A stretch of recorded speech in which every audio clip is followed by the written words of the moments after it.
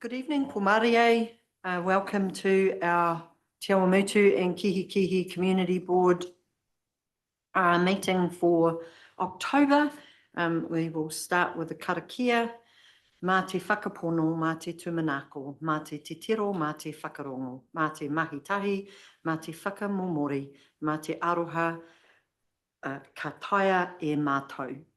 By believing and trusting, by having faith and hope, by looking and searching, by listening and hearing, by working and striving together, by sheer desire and determination, by all being done with compassion, we will succeed. Okay, so we'll kick off with apologies from Jill Taylor. I think that, to the best of my knowledge, everybody else is here. So if I can have someone to move those apologies. John to second it. Bruce, all in favour? Aye. Against? Carried. Okay. Disclosure of members' interests. Is there anything in tonight's agenda that anyone needs to disclose? I publicly announced that I can't do Kiaki, obviously, because we can't do submissions. Absolutely. And the other one is, of course, is I've decided not to sit on the fluoride. Okay, so we'll sit to one side. And on the same. Okay, both? Yeah, both. We feel that we'll be doing better at council. We can speak at council on that road. We're not submitters then. Okay. Yeah, thank you. Okay, the public forum, we did have Mark, but he's not here tonight. So we do have Bernard. So Bernard, if you would like to take the hot seat, welcome. It's lovely to have you here. And it's all yours for 5 minutes. Okay, 5 minutes. If it's a little bit longer, seeing you're the only one, I'm happy for you to go a little bit longer, but a little bit. Okay, no, that's all right. I haven't got much. Thank you. First of all, hats off to you and Kane in regards to what you're doing. I mean, I've been around for a little bit when the submissions were done, and I appreciate what you're doing. A few things lately have appeared in like the TA news, which made me slightly frustrated, angry even. There's an example of comments from one councillor that the rideshare app did not work because it was done by males, and I actually thought it was quite inappropriate, and also inviting preferably females only, which I actually thought it was a bit strange. Still the claims, or a claim of $2.5 million to be settled in Kihikihi since 2001, is shocking. The spatial plan. The mayor says it's a plan and also a commitment. There's definitely a difference between a plan and a commitment. A commitment is that you're going to do it. A plan is that it's being planned. So that's all for the thing. And the partnership with whom? Partnership only should be with the ratepayers because we are paying the money into council. And also 17% rates increases promoted already, which is a shocker. Now, I'm wearing my T-shirt today, right? No more rates increases. They are unaffordable. I think it's shocking that it's already being promoted. It's just like it's predetermined, if you like. And it's always been mentioned that more growth will actually mean less rates or at least no rates increases. So I'm not sure where it is. I'm not even sure how much development contributions are still outstanding. Last time I was here, I think it was around 65 million. I hate to think if there's even more. So that's it for me. Thank you. Thank you. No, thank you. Appreciate you taking the time to come and let us know your position, because from people I've spoken to, there's, you're not alone in your feelings in regard particularly to the rate increase. So thank you for your time. Sharon, were you just here to watch our meeting? No, I just wanted to check. That's all good as gold. So did anyone, are you okay for questions if anyone's got any? Okay, Fifth Amendment, good as gold. You're more than welcome to do that. Don't want to put you in the hot seat. No, look, thank you again for taking the time to come and see us. Okay, we will move on to pages 9 to 14 then, which is the confirmation of the minutes of the previous meeting. So can I have someone to move that the Te Awamutu and Kihikihi Community Board confirms the open minutes of the meeting held on the 25th of September 2024 as circulated with the agenda and correct process. Luke, Senate Kane, all in favour? Aye. Against? Carried. Okay, so we now refer to item 5 on our agenda, which is the Ahuaki Waipa Community Spatial Plan Consultation Update. This was pages 15 to 418. So I suppose we've got both Vanessa and Kirsty here. So thank you, ladies, for making the time. I believe, Vanessa, you're heading out, hopefully on a nice holiday, having a bit of a break after all this hard work. But so thank you very much for making the time to be able to be here with us tonight. And as always, it's good to see you too, Kirsty. So thank you for making your time available. So to be honest, I'm not quite sure where to start with this. I've struggled to have the time to get to the bottom of everything. So I'm hoping that my community board have fared a whole lot better than I have. I'm sorry. I've had a little bit of trouble trying to collate in my own head good, solid information to be able to provide feedback in a meaningful way from my perspective. But I would like to start. Sally, you're online, so I'm going to put you in the hot spot. Any comments that you would like to make initially? And then I suppose we need to work through each of these steps and try and come up with something or not. Yeah, I just wonder whether you would like Vanessa to provide, to present her report and provide any key points before you actually invite feedback from your community board members, whether that would be at all helpful. Yeah, no, that is a very good idea. I didn't mean to do that. I'd forgotten that we had kind of been a bit overwhelmed by all of the information, I suppose. So yes, please. Be good that you don't go through page by page though, Vanessa. 498 pages, you might not get to have a holiday. I might not do that, but if you can bear with me, because I just actually landed in Auckland and I'm trying to find actually my way around which document, well, if it's the agenda or so I probably should have been, I would have been more prepared in a working environment. Yeah, so bear with me a second. I'm trying to get the agenda out.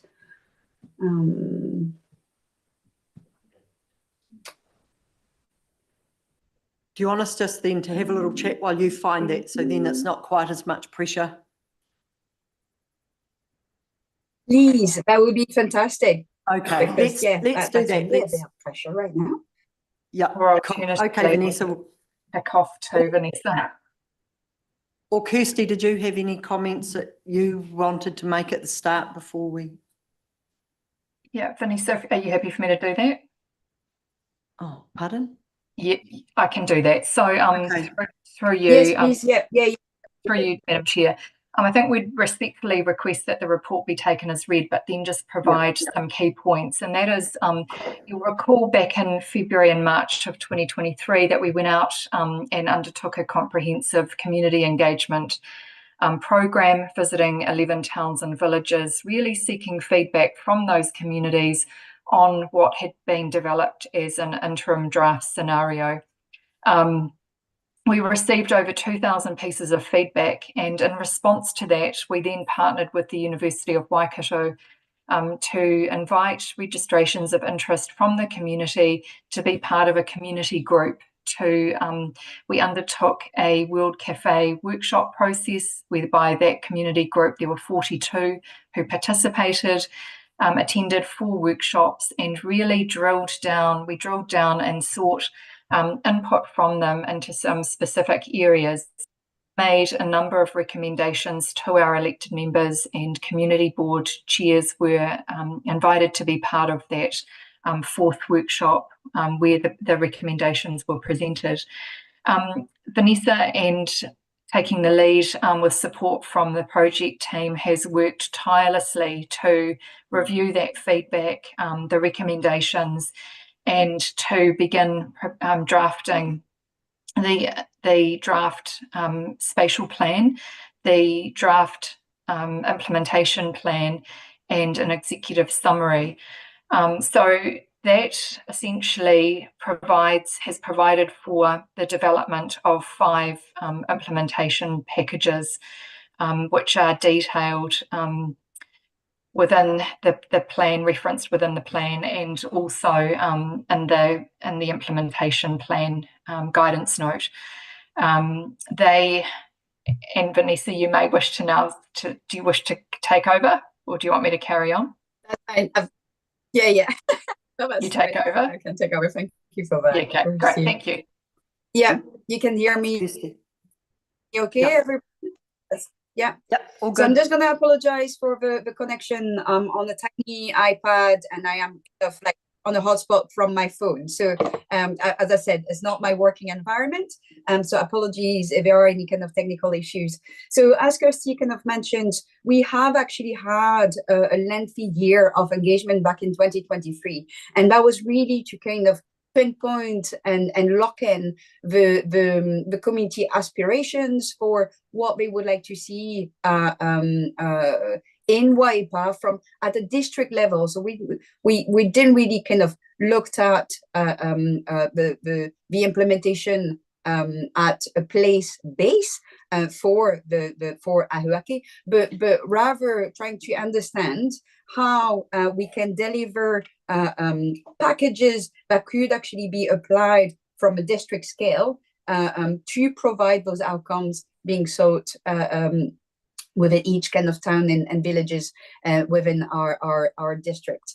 And this year of engagement has actually provided, as Kirsty kind of mentioned, a lengthy amount of feedback, and that kind of drives the statement in the document that we have identified as strategic opportunities. To deliver those strategic opportunities, we have actually developed those implementation kind of packages. And I just need to kind of remind everyone, we're looking at strategic delivery. So that means that those ones tend to be long-term, they tend to be transformational, they tend to be cross-disciplinary as well. So we're really tapping into the concept of economy of scales, where we do not actually only deliver project by project, but rather try to kind of look at the efficiency of resources to deliver on those outcomes and therefore deliver on those strategic opportunities. So the consultation that has now opened on the 4th of October and will actually conclude on the 4th of November is really looking at the how rather than the what and the why and so we look at the why the how and the who. So it's really looking at who do we partner in the community to deliver those packages and how we intend to do them, to deliver those, but also looking at the timeframes. So the implementation package, the implementation plan, outlines a time frame, decade by decade, over a 30 period, which is your planning horizon for Ahuaki. And we are really asking each activities, do you believe that each activities in this implementation plan are going to deliver on the strategic opportunities? And if so, is the timing of the delivery of those packages or those activities is actually right? So really trying to plug into our funding mechanism there, the long-term plan, the infrastructure strategy, and looking at, do we need to actually accelerate some packages or do we need to delay some, taking into account the financial limitation that we are currently in.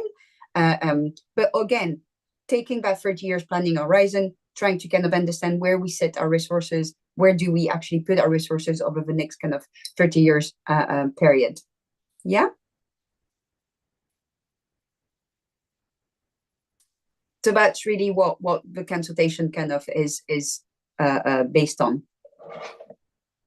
Okay, thanks, Vanessa. Has anyone got any questions specifically at this point for Vanessa or Kirsty? I can line the fact. Bruce? Ask just a question. Vanessa, when is Ahuaki reviewed again once it's completed? You know, is there Yeah, no, it's a really good question, Bruce.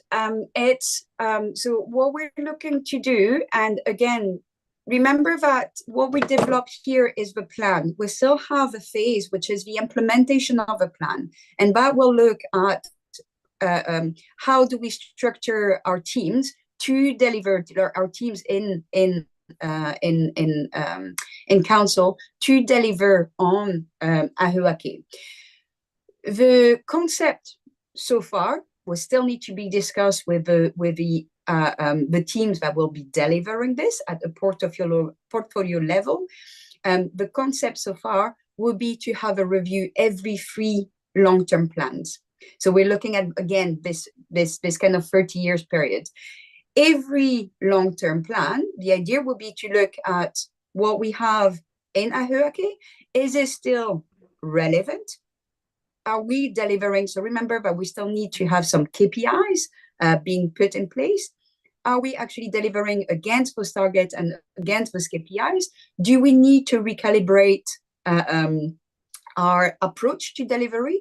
You know, we have, let's say, after 2 long-term plans, we have actually financed a lot of project delivering on future development, housing, transport. Does it mean that we need to kind of try to balance this out with more environmental and cultural heritage kind of project? So it's about trying to find the balance.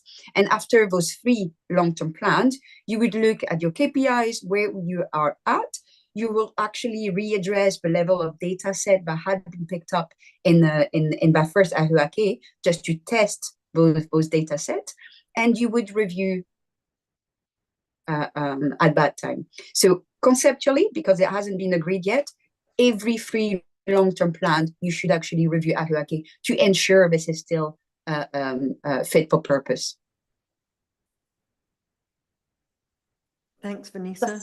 Just to add to that, though, Vanessa, we've talked about this being a live document and acknowledging, haven't we? And talked about, you know, this. The intention is that whilst we're working with hard copy documents now, that this will be a document that doesn't sit on a shelf, that it's available online, that we are able to obviously respond to the changing environment and, you know, responding to central government changes, etc. But that comprehensive review will be undertaken within, you know, a longer time frame. Do you want to speak to that? Yeah. And I think that's a good point. And just to supplement this, I think this is really about working with the community and being transparent with the community as well, to be accountable to what we say we would do. So Ahuaki becomes almost this kind of tracking report, digital tracking report, where the community is able to see how we are delivering what we say we would do and against what. Yeah. So this is actually how this Ahuaki is actually kept alive, is this accountability report. The community can see it. There is a level of transparency, and it is a digital document.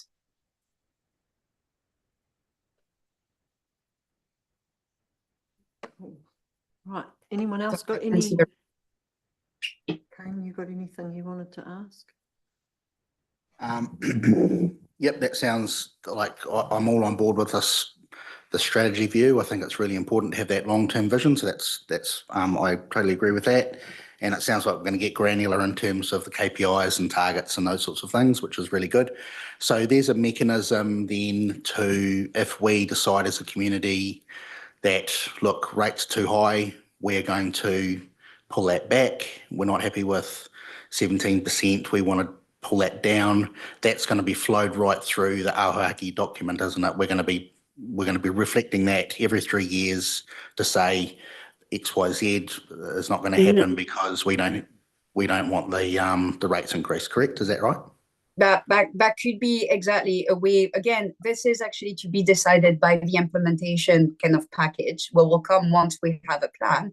But this is, again, something that could be reflected on the delivery of Ahuaki, saying, I can't really talk to the rates, but if they were to actually be reduced, that would probably mean less resources, funding resources to deliver on some project, and then again that will actually have a flow-on effect on the pace of the delivery of Ahuaki. Yeah, and that's something that could be visible through that digital reporting.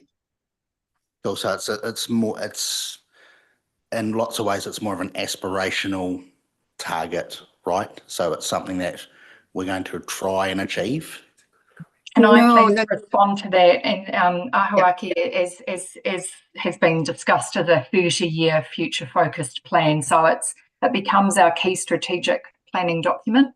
It drives all of our future planning, prioritisation, investment and delivery of services and projects. So right now, Ahuaki, even though it hasn't been formally adopted by Council, is sufficiently progressed that it has informed the development of business cases that were prepared for the 24-34 and now the 25-34 long-term plans, and the prioritisation of those by elected members.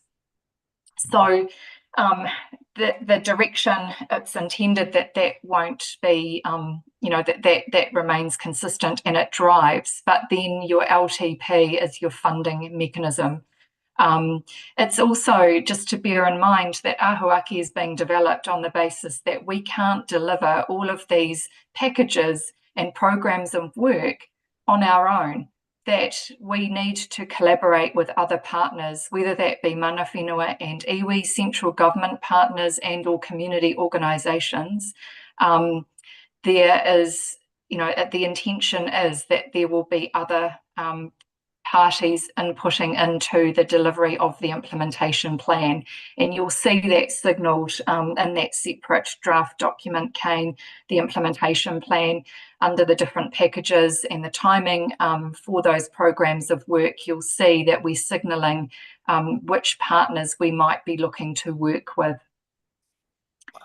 Yeah, I totally appreciate that. However, if the community in 3 years' time or next year or whenever says we're not happy with 17% rate increases, that will have an impact on it, won't it? So it will likely impact on the timing for delivery of and therefore I guess the progression of a package or program of work or a particular project or initiative by way of example. Yeah. Yeah. So last comment. I guess I'm just interested in the flexibility of being able to, be aware of our environment. That's all I'm trying to get across. Thank you. Yeah, elected members are that is at the forefront of minds right now as we are shaping up the 25-34 long-term plan as part of the development of scenarios that were presented to elected members for consideration, discussion and feedback last week. There was an affordability lens that was applied. Yeah, thank you. Well, thanks, Kirsty. I think Lou just had something. All I wanted to add to everything, this has nothing to do with the Hakiaki, but simply on page 31 of the presentation, there's an excellent article at the bottom corner down there, and I'll read it out so that everybody's aware of what it is. Whilst this is a 30-year plan, currently we are in an unenviable financial position. We've been hit with high inflation and increased interest costs. For us as a council, there is an additional factor, the re-inclusion of infrastructure costs for Three Waters until an alternative delivery model is decided upon. Then, when you add the costs, we bear on a temporary basis to meet the growth requirements from central government. The picture becomes a challenging one, and I totally agree with that. And one of the things that leads this is, of course, we're a Tier 1 council. We are aligned as a city with exactly the same as Christchurch, Wellington, and Hamilton and Auckland. So I just wanted to read that. That's in the document for everybody to read. So when we're talking of rates increases in the future, hopefully we've been able to resolve these issues in the medium to short term. Thank you, Vanessa. No, thanks, Lou. Sally, did you have any questions or anything you wanted clarified? No? No, I think Kane's done a very thorough job about talking about the flexibility and the covering off the rate increases, really. And yeah, it is aspirational. So, and Kirsty talking about it being a live document. So wonderful. Thank you. Cool. Thanks, Sally. John, did you have anything? No. Okay. I just had a quick side question.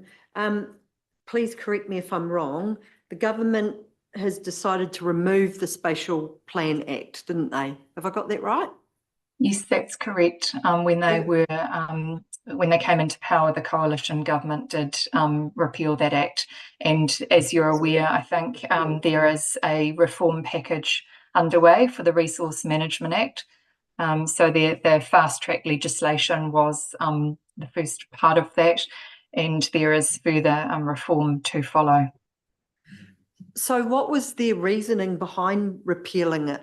Sorry, I probably should have done my homework and know the answer to that, but I'm not sure that that's something that I can speak to or would feel comfortable speaking to. I'm not a planner, and I'm not sufficiently over what the justification was, although I do understand that there are elements of spatial planning that are coming back into this next stage of reform in terms of in regional plan. But Vanessa, you are a planner, would you like to respond to that question? Yeah, I don't think I have the exact response, but I think that it was to the dislike of the central government, the way that it had been set up, the content of the Spatial Planning Act as it was proposed, or as the bill was proposed, wasn't to the liking of this new central government. And that's why we have, and I also just want to point out, it has been, spatial planning is not new, but this is something which has been done for decades in other countries and in New Zealand as well. Future Proof is a spatial plan. FDS, Future Development Strategies, are spatial plans as well. So I don't think we should take that repeal as a signal that they are not worth resources. Yeah. Oh yeah, no, cool. I just wondered sort of what their reasoning behind. Yeah, no, that's great. Thanks, Vanessa. All right. Oh, Kane's got one more question for you before we kick off. Sorry, just one more question. I was just reading through the sort of developments and the overall plan, and I was a bit disappointed. I couldn't really see anything around health concerns, and so there's not a lot of talk around. There's talk about the environment, but there's not talk around the health of the community. So I'll give you an example. This town's looking at an incinerator going in that's going to have the potential to put out dioxins and heavy metals across the entire community.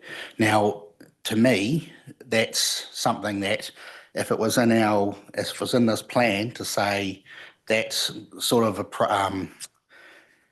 that situation is untenable, then we would be in a direction where we would definitely be pushing back against that, if you understand what I'm saying. So my point is, I don't see that the health of the community reflected in this document. It's just a comment that I sort of looked through. As long as So it's- maybe if I can respond to that, I'm not going to speak specifically to the waste to energy plant because that's going through its own process. But with regard to the feedback that you've provided, Kane, about not having enough of a focus on the health of the community, that's something that you may wish to put in a submission to us from the community board. Yeah. That feedback is exactly what we want to hear from you. Yeah. It's really good. It's a really good point. Yeah. Oh, thank you. Lou, did you have a? Just simply on global contracting, the council itself will be putting in a submission. The planning department will, of course, keep out of it. Oh, And hey, can so we not, let's that not go there now because it's not really part of Ahuaki. No, I realise that. Let's do but that. He and just we- made that comment. So. Yeah, yeah, if we can keep that separate for now, but thanks, Lou. Yeah, okay, if nobody else has got any other questions, oops, Vanessa's fallen off, so, oh, no, she's back. I just wanted to say thank you very much to you both for answering our questions and for highlighting those key points. I'm not sure, are you able to stay around in case there's something that comes up through this, or is everybody happy to just proceed and let Kirsty and Vanessa get on with their evening? So through you, Madam Chair, I know that Vanessa has a commitment and that she's flying off very soon, but I'm going to stay to the completion of this meeting. So I'm happy to be available to assist. Thank you. Okay, cool. Is that okay? Yeah. Yeah, so have it, safe travels, Vanessa, and we'll see you when you get home again. So thank you very much for making yourself available, especially when you're trying to get away. So thank you. Thank you all. Have a good evening. Thank you. Right, so I suppose our best bet is to start with each of these topics and have a bit of discussion around each package. Think about what we want to comment on, and then at the end we'll go back and move all of this. Everyone happy to do it like that? Yep. Okay, so our first package is future development and housing package. So let me just find where we are here. So first up, do we support it? Do we not? Why? Are there any comments that you would like to make about that? So has anyone got any comments?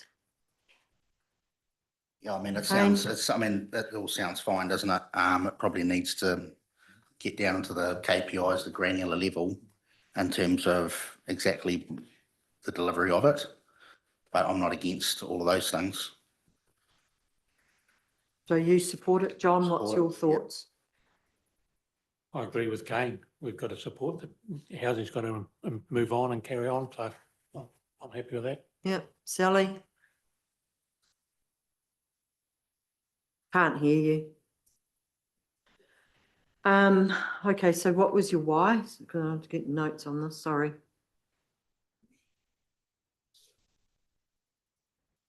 That we just agree with what's written there, what we will work towards. Yeah, we agree with affordable housing, don't we? And maintaining the quality of lifestyle. So, ensuring the parks are, kept up to speed, etc.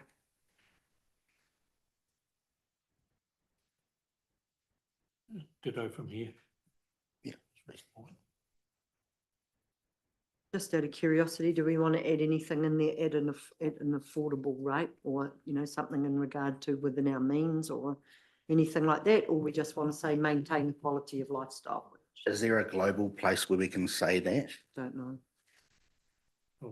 Or do we pay? Through you, Madam Chair, there is an opportunity for the community board to provide those more general comments, not specific to the packages, should you wish to do that.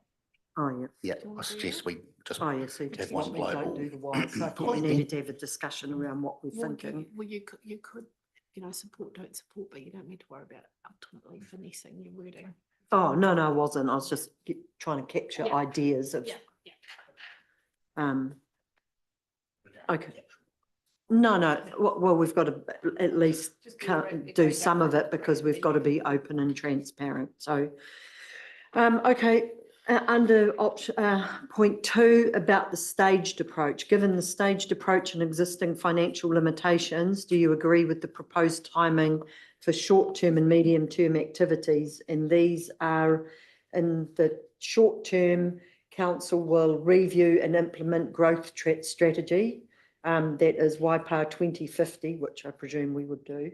Ongoing activities being in the short term, update the housing strategy and implementation plan, district plan changes, monitoring and reporting of village and town concept plans, Three Waters master plan, review and implementation. And then in the medium term, council will develop and implement a heritage asset master plan. Kirsty, just out of curiosity, have we not got a heritage plan already for the district? Is that something that doesn't exist? That's my understanding through the chair, that we don't have that currently.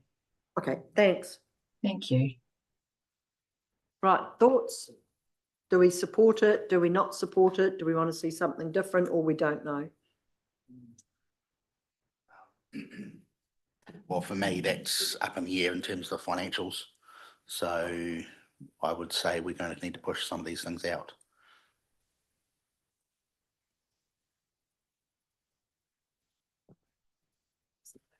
Don't know. Yeah, so are we going to go with unsure because of it would be depending? What's the thoughts? John?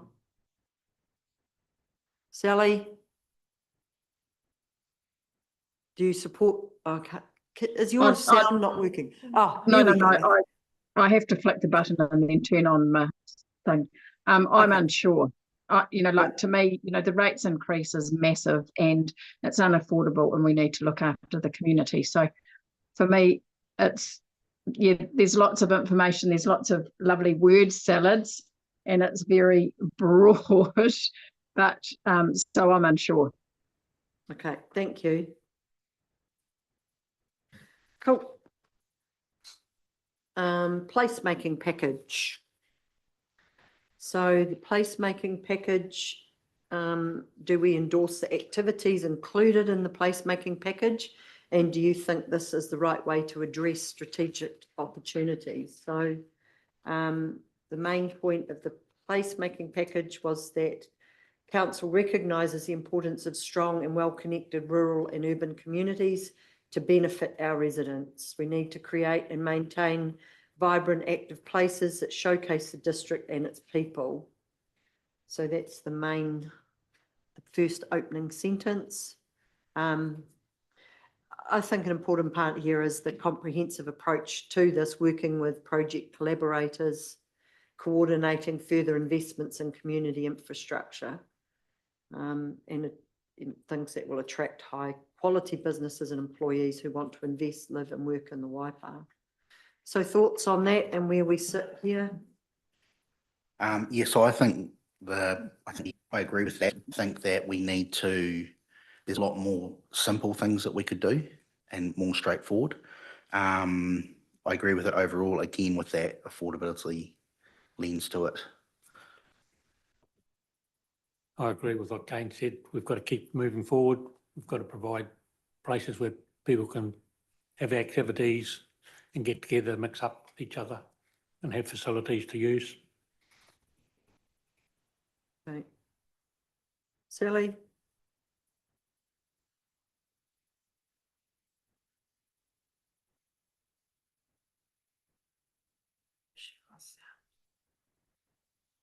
Got your sound on?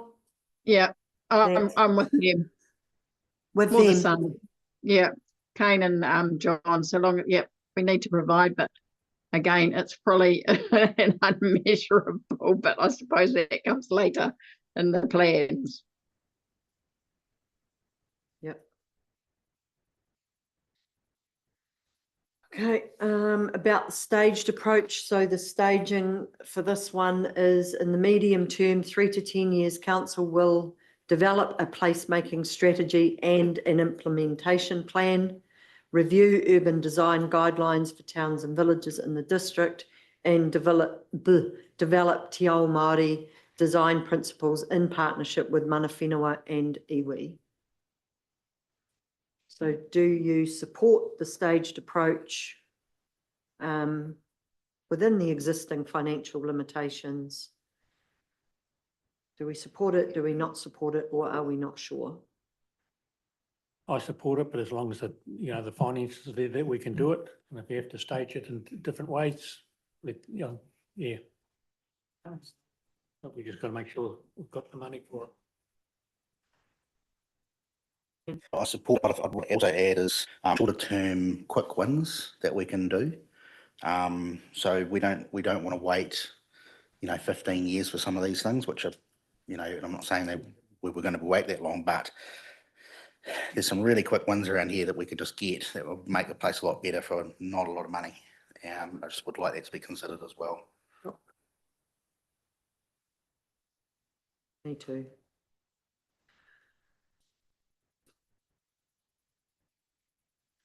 Especially if the community has good community support. Yeah.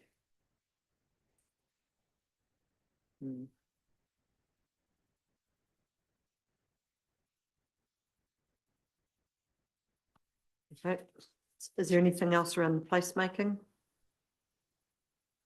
Righto. Next, strategic framework.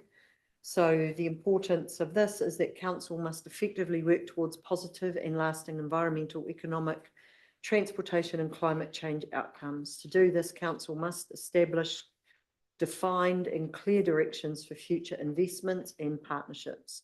This will help the council to reduce risks and allocate resources efficiently in the long run. So do we endorse the activities in the strategic framework package, and do you think this is the right way to address the strategic opportunities? I think it's the right way, but as long as the council staff listen to the likes of the community board, if they've got some decent input to go into it, that they take those things on board and appreciate what we can provide or suggest, and just say, we don't want to do it because of this, that, and the next thing, because the community board people and others in the community have some very good ideas and have some different knowledge that can be utilised.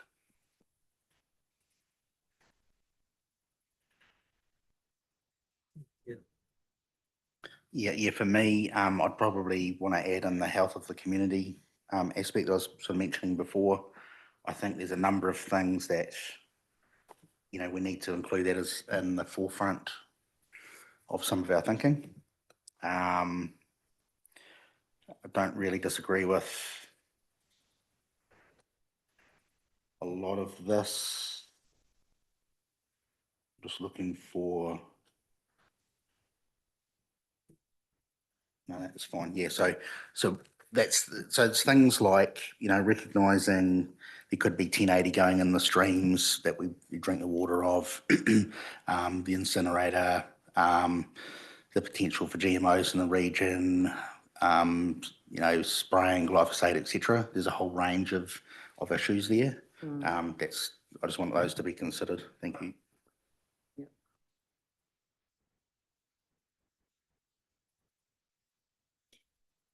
Sally, do you have anything further to add on the strategic framework package? Nope.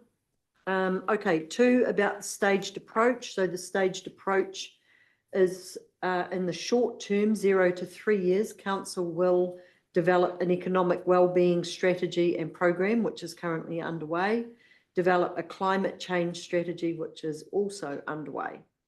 In the medium term, which is years 3 to 10, council will review the transport strategy and review the environment strategy and implementation plan.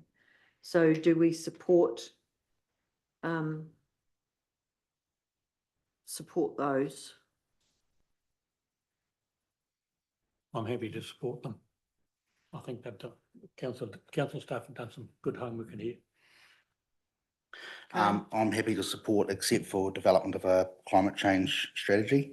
I personally don't believe in the man-made climates agenda.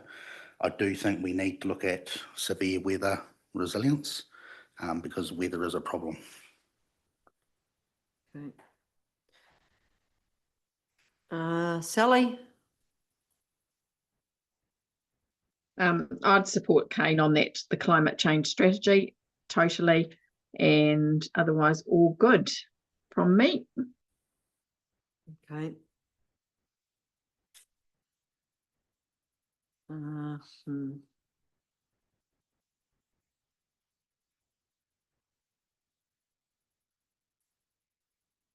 come back to that. Righto, community places package. So the community places package, why do we need it in the next, ouch, stuff on the nose. In the next 30 years, we anticipate that 90% of Waipa's population will reside in urban areas, towns and villages, a 20% increase from the current numbers. Community facilities such as community halls, libraries, museums, sports fields and aquatic facilities play a crucial role in meeting the diverse needs of both urban and rural residents. We also need to ensure that all individuals feel a sense of belonging in those places by aligning customary practices with present and future needs. The role of these communities, facilities and spaces will evolve to encompass a broader range of functions that are increasingly relevant to the communities they serve. So they're working towards these activities will be measured against the achievement of the following strategic opportunities: critical community infrastructure, local and regional economic development and resilience, environmental and cultural stewardship. So, do we endorse the activities in the community places package, and do you think this is the right way to address them? Support, don't support, or unsure?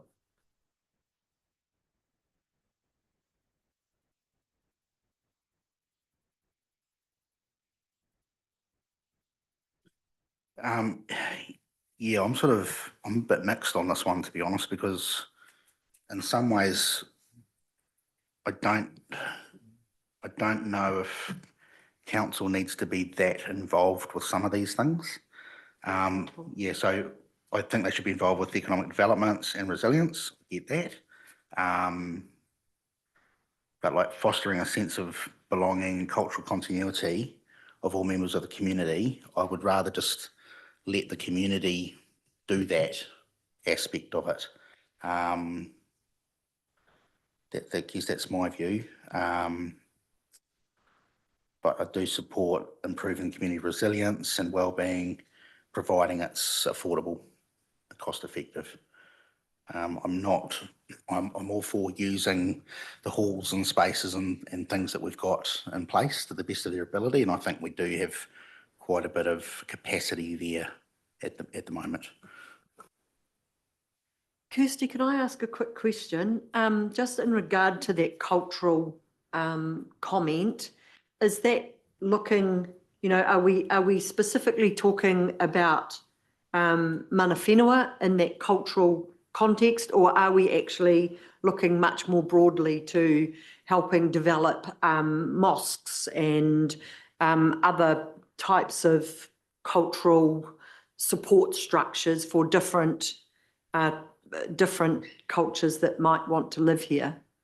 So thank you, Madam Chair. We're recognising that our communities are changing and becoming more diverse, ethnically diverse. And so what we heard from the community through that community engagement program in February and March was a real desire for our communities to be inclusive places, that people really are supportive of the I guess what makes Waipa such a special place to call home, and are really keen to retain that, but to ensure that we, our towns and villages are inclusive and people feel welcome and can see elements of our cultural heritage and the diverse nature of our towns and villages when they come into those places. So that is the intention.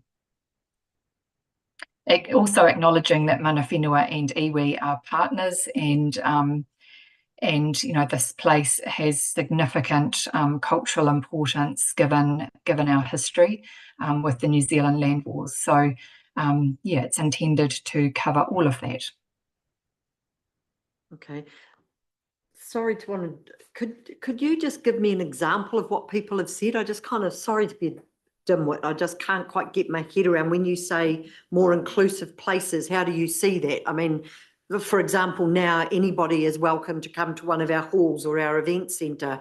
There's nothing that I would say doesn't make it inclusive. So what sort of things are we looking to do to make it more inclusive? Sorry to try and put you on the spot, but I'm just struggling with getting my head around it. And I probably don't want to talk to the detail, because those, we're signalling that plans and strategies and, and the implementation activities are to be developed. When we talk about places being inclusive, so, signage, I guess cultural artwork, that, we, in terms of our, that we are able to accommodate culturally diverse events, those types of things. So by way of example, Lake Te Kuutu in Cambridge, there's been conversations that have been had about, that is a culture, a place of significance to Māori. So having potentially having events that recognise Matariki, Diwali, by way of example, we have an increasing Indian population. So that type of thing. Yeah. Yeah, no, that's perfect. That was sort of, I just wondered what kind of things, where the expectation was going. And and that's perfect, remembering some comments like that people have made and not trying to hold you to specifically doing it, but thank you, that helps. Okay, so back to the package, seeing as I digressed. John? I agree with what Kane said, but the one thing that sticks out to me is the problem they have in Pirongia is they've got too many places that some are not getting used and some are getting used, and people don't want one building to be removed because of its status, but it doesn't get used, whereas the other big buildings get used and they need some maintenance done on them. So council's got a difficulty position in Pirongia, but the rest of it seems to be fair to me. Okay. Sally? I think Kirsty would agree with what Pirongia's got the problem. Sorry, what was that? I think Kirsty will agree with the problem in Pirongia. Oh, okay. So probably not appropriate for me to agree, but what I do understand is that there has been some work undertaken led by our property team looking at the provision of public halls in Pirongia, and there was an initial opportunity for feedback. There has been a follow-up to that through, in conjunction with Ahuaki, and an opportunity for people to provide further feedback on that. Okay, thanks, Kirsty. Sally, did you have anything so do you support it, don't support it, unsure? I'm a bit perplexed with regards to, this is a community. The community have to take responsible for their well-being, and it's about community involvement. I understand that, yep, the council need to provide the facilities to endorse that sort of thing, but it really comes from the ground up and the community having that themselves. So I don't know, I'm struggling with it really. So I'm unsure. Okay, so just as a suggestion, something along the lines of, like we do support the idea, but we would rather see it be community led in this place, community places space. Am I somewhere near that? Because it's sort of like we're in no man's land. Yeah, sort of community group driven would be probably a good way to put it, potentially. Yeah, I go along with that, Ange.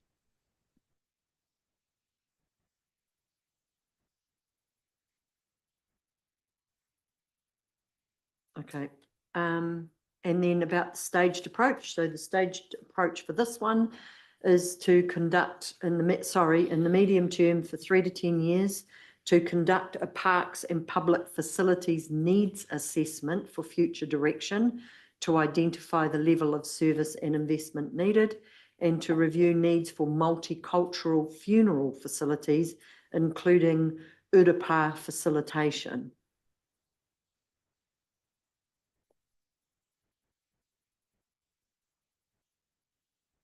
Kirsty, sorry, can I ask a question in regard to urupā? I thought that was, so what is urupā facilitation? Are there not enough, or are there, so what does that mean? Sorry. So this was something that came through from our engagement with mana whenua specifically, recognising again I guess the diversity within our communities. There's a really strong desire by Māori to ensure that their people can remain within Waipa, and ensuring that there is that offering. We are anticipating or forecasting increased aged population, as well as an increased youth population, but certainly the over 65 population is forecast to increase. So it is recognising, and the reference there is to multicultural, so recognising that there are different cultures residing within Waipa who have different beliefs and practices, and just recognising the inclusion of urupā, which. So look, that's something I think that needs to be further explored with mana whenua specifically. And that's what we're signalling here, is looking at reviewing what those needs are. That was something, yeah. Okay, so it's more about reviewing what the needs might be, as opposed to review that. But I was just trying to get a handle, because I know there are urupā everywhere, but like, are they almost full, or like, do we need to be able to provide more land for urupā, or like, kind of where was that going, to get a bit of an idea of what we're reviewing, I suppose. I think all of that, Madam Chair, is signalling that for our communities to be inclusive, for that to also be considered as, and input from mana whenua specifically as part of that review. Okay, cool. Thanks, Kirsty. Yep. Okay, righto. So do we support conducting a parks and public facilities needs assessment and a review for the multicultural, including urupā? Yeah, providing it's a review. Yeah, I'm support that package. Yeah, John. Thank you. Sally.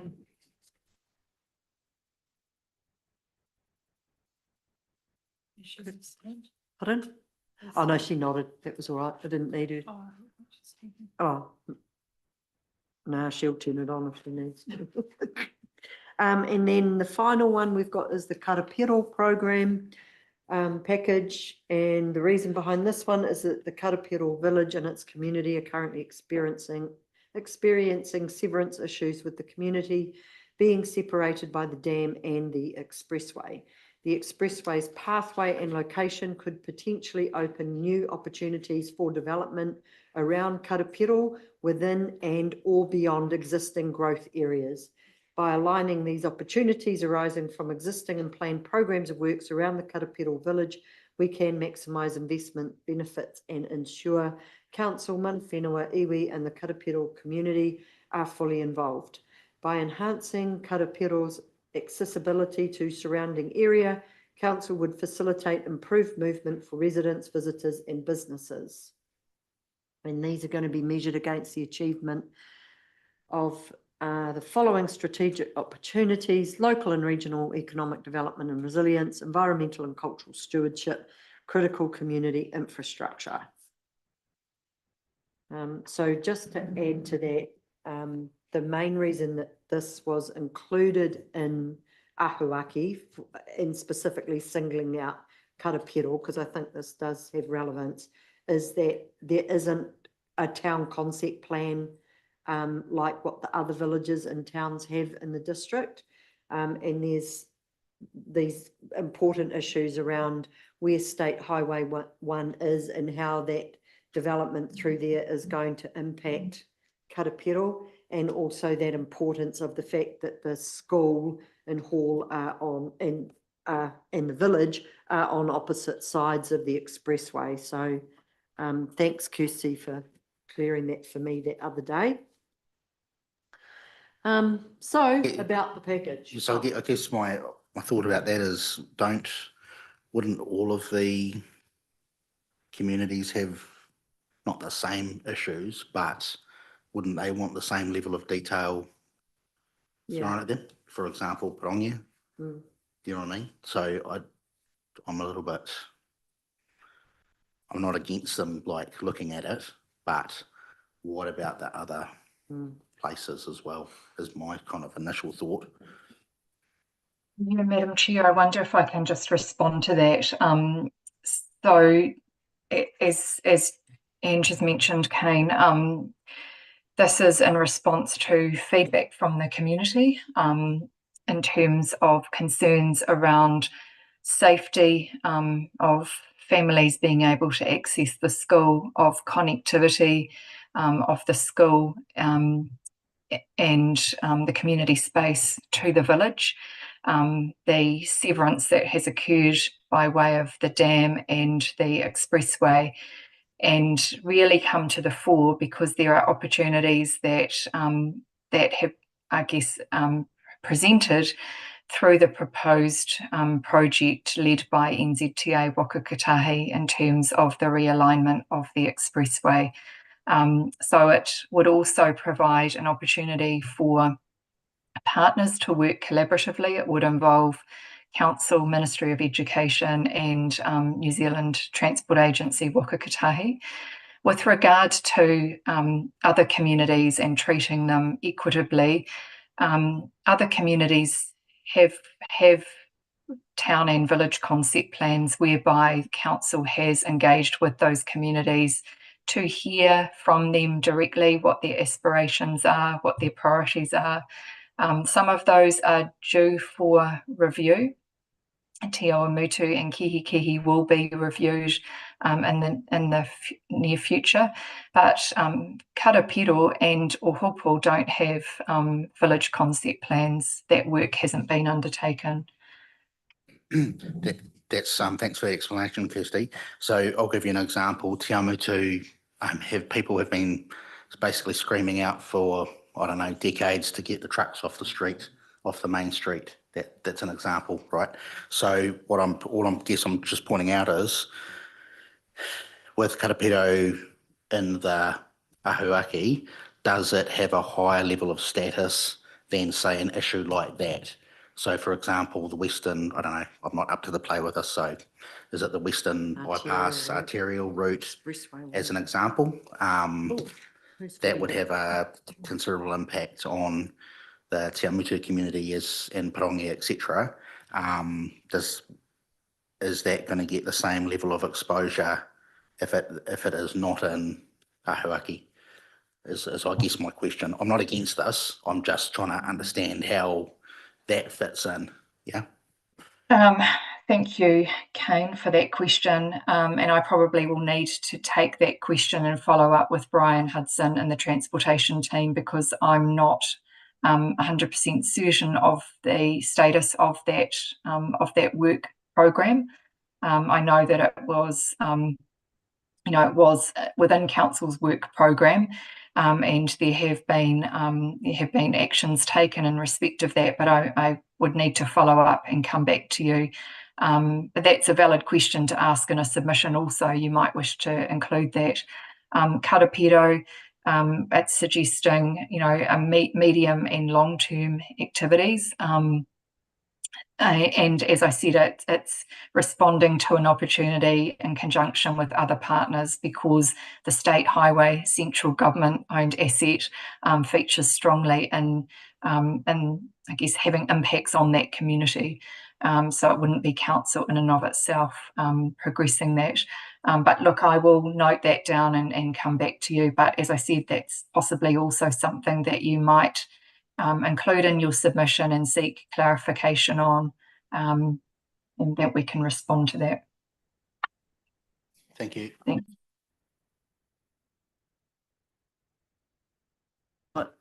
Just a quick question. Hypothetically, things around town concept plans, that would be part of community places, or would you tend to put it more in strategic framework?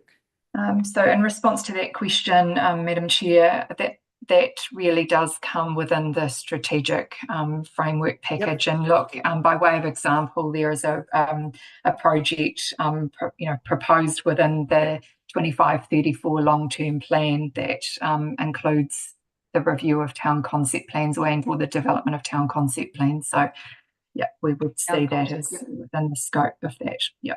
Cool. Thank you. Just wanted clarification. I thought that's where it possibly would sit, but just second guessing myself.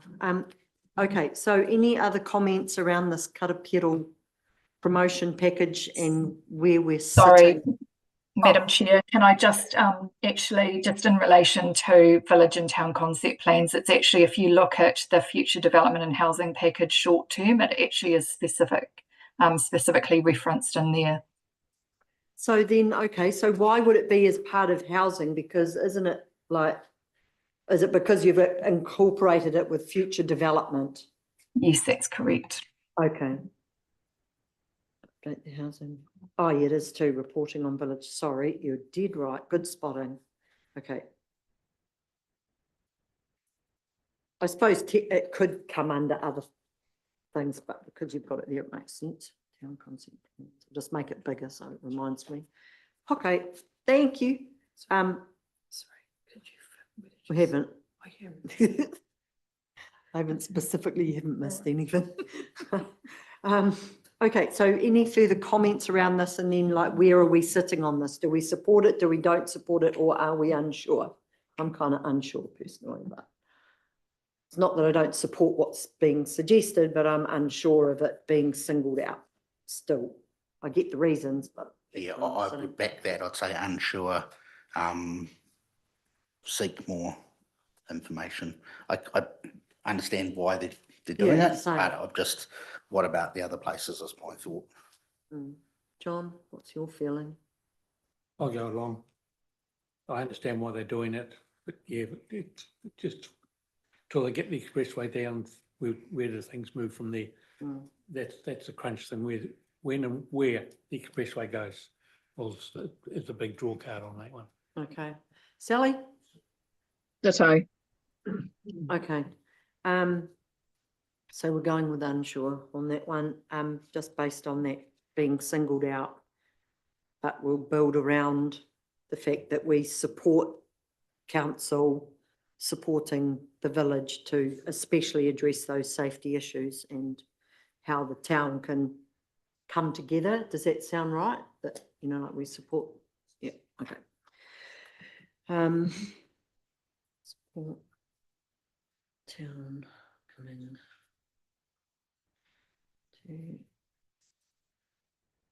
together. Righto. So in regard to what's included in the package, in the medium term in 3 to 10 years, that council will prepare a Lake Karapiro destination management plan and investigate Karapiro village connections, severance issues caused by the dam and the expressway. So thoughts on that?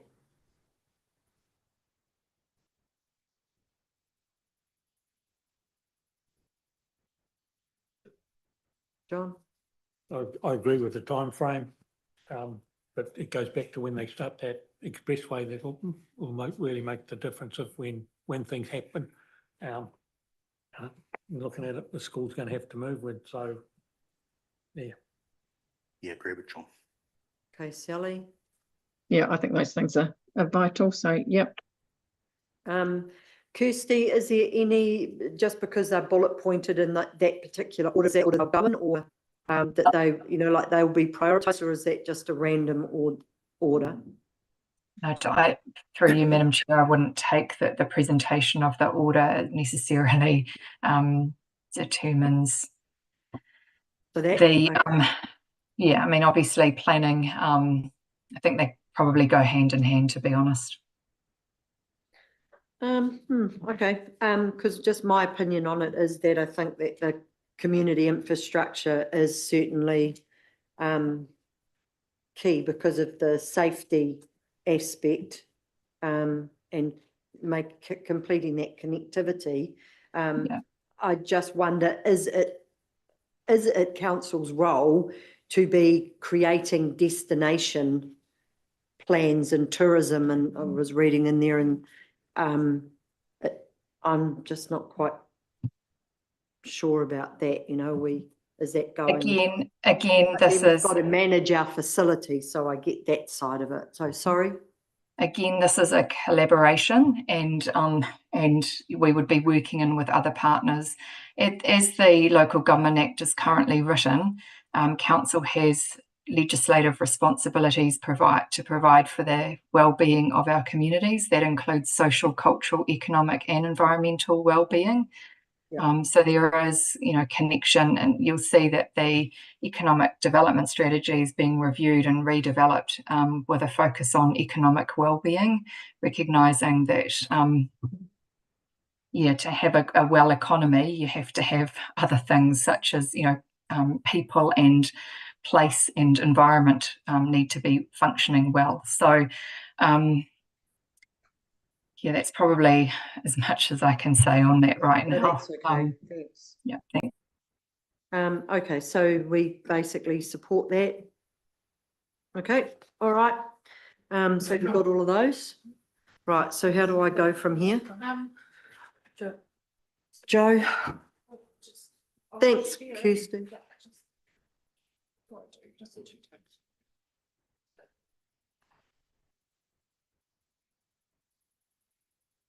So putting this up on the screen.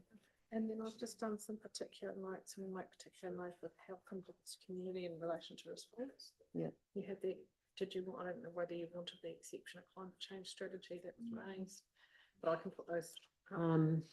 Yeah, I need to come back to that because. Yeah, so do you want to just, I'll put them up and then Yeah, just work through yes, them please. one and as we.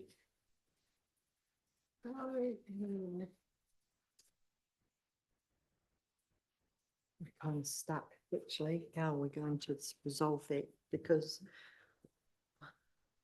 we've got more than likely 2 and 2, and without Jill.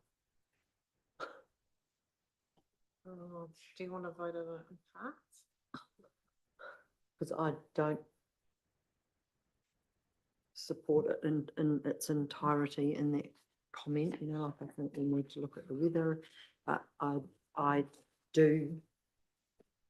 I don't know what John thinks, but we'll get to that.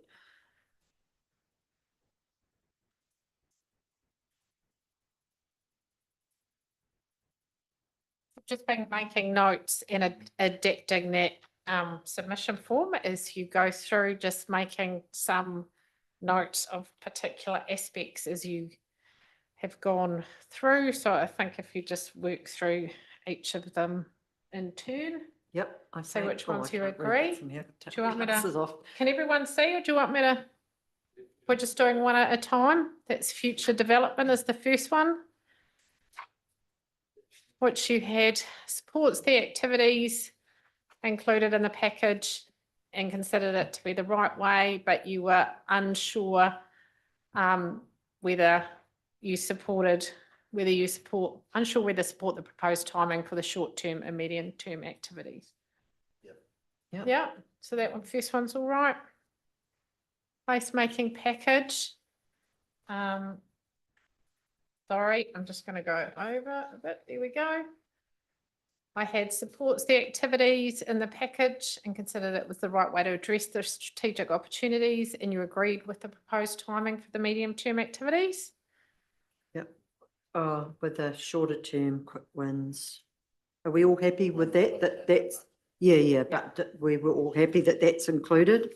Yeah, I With can make strong specific community. reference to anything we want here if we go through, that's right. Do we, Yep. do we Yeah. need to? No, If we no, don't need no, to- only kind of bigger. Kate, I did make reference to the strategic framework. Well, Or not, actually, or not, do you not want that there? I'm just, yes, no, leave that there, definitely. You leave the Um, A? Yep. Yep, and we'll make particular note of the health, leave that, I think that's important to put that in our minutes.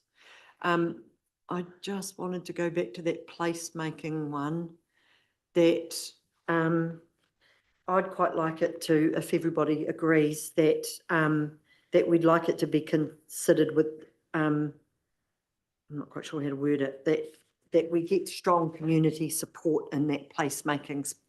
I'm not just quite sure how to. Yeah, well, that's exactly what, that it's community led really.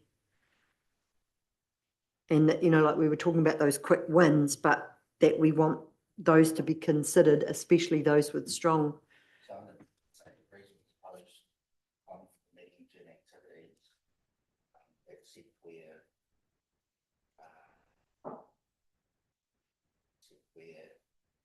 short-term activities or something like that, short-term activities Short, achieve. I put that there. With strong community support. Yeah, that'll work. Does that make sense? And we achieve Sometimes when I've been doing this for too long, I'll look at it and go, with strong community support. Yeah. Cool, thank you. Right, so then we're on to strategic framework.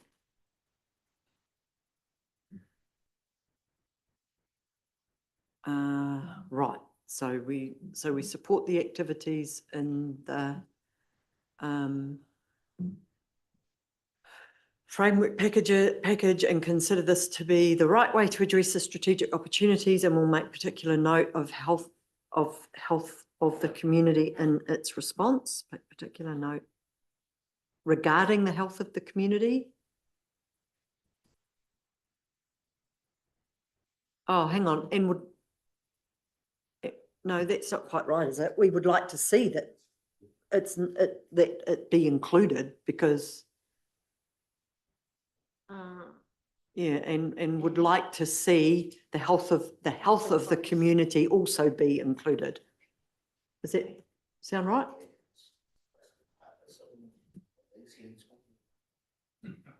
Well, it could, yeah. The health of the community and propose that the health of the community is As a strategic opportunity. I mean, it could possibly say, like health, environmental and cultural stewardship. The other one that I did note that we probably, unless I've missed it, because I'm starting to get a bit hot, is waste minimisation and the importance of that going forward. But I suppose that would come under environmental, yeah. Because it's sort of specifically about the natural and protecting, yeah, anyway. Okay, so now the climate change strategy. John, your thoughts on climate change on that? Because for me, I believe climate change is an issue, so I can't fully support that, but if everybody else does, then that's the way it goes. I do, however, support what Kane's saying about severe weather, and regardless of getting into the politics of how climate change happens, the thing is that we are seeing hotter, rainier, more droughts, more severe weather, regardless of how it's caused. No, So, we're not actually. But I would be happy if we said something like focus on severe severe weather resilience. Yeah, I go along with Kane. So all right, you and probably Sally believe will in too, so climate change. just do that. Yeah. We're 2 for 2. So we're 2 for 2. Focus on strong. It's happening. weather, severe weather resilience protection.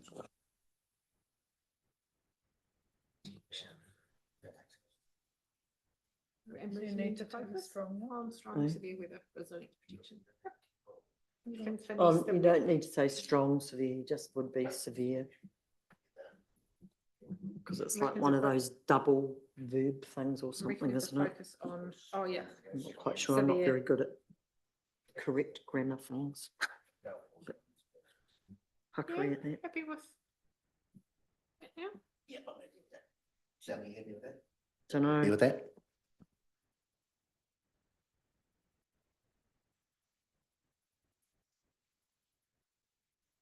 is she on mute?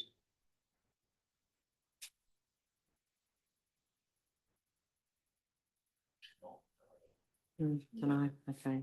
Not completely happy with that. I'm outnumbered. Right, have we got any more? No, Yeah. yes, Community. places. community places, we do. So we had unsure on that one, Oh, was it unsure? yeah. Well, no, hang on, we supported the support that they are wanting to give to Karapiro. However, we are unsure of the appropriateness of, oh no, hang on, that's not the right one. So you. I'm sorry, don't worry, I'm on the wrong one, but why have I written unsure on here? Wait a minute. Council have a place to be involved in cultural. Someone said, do council have a place to be involved in cultural aspects? What have I done? Parongia, about the halls. Community to take responsibility, so it should come from the ground up. And we support the concept, but we want to see it be community driven. Yeah, that's, So, there was some additional wording I put at the end. So you support the activities and make sure you're happy with this. Included in the package, considered as it to be the right way to address the strategic opportunities, but would rather these are community group driven. does that sound all right? You happy with that? Would you like something different or? Okay, and B, I've just put yes for that one, so. That's okay. Oh, I can't see with the Grace? glasses on. Grace, Um, don't you? And then, but she's not talking. So then we've got the Karapiro program package, so unsure whether support the activities. We support the activities included in the Karapiro program package on the basis that the Karapiro village has been specifically singled out. We agree with the proposed timing for the medium activities. Oh, yeah. Yep, okay, and then we're going to delegate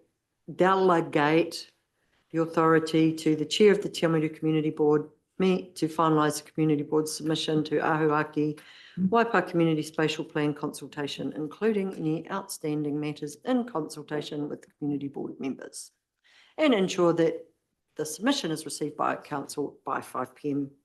on Monday, the 4th of November, 2024. So is everybody happy with that? Is there anything else that anyone wanted to raise in regard to this, that you think that it is appropriate to put in the submission Yeah, so as feedback?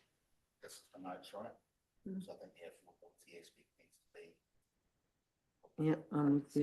Yeah, So I'd say something along the lines of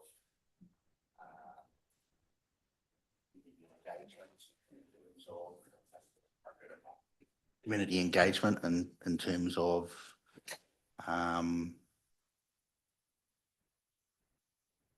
yes. service levels and facilities against rates.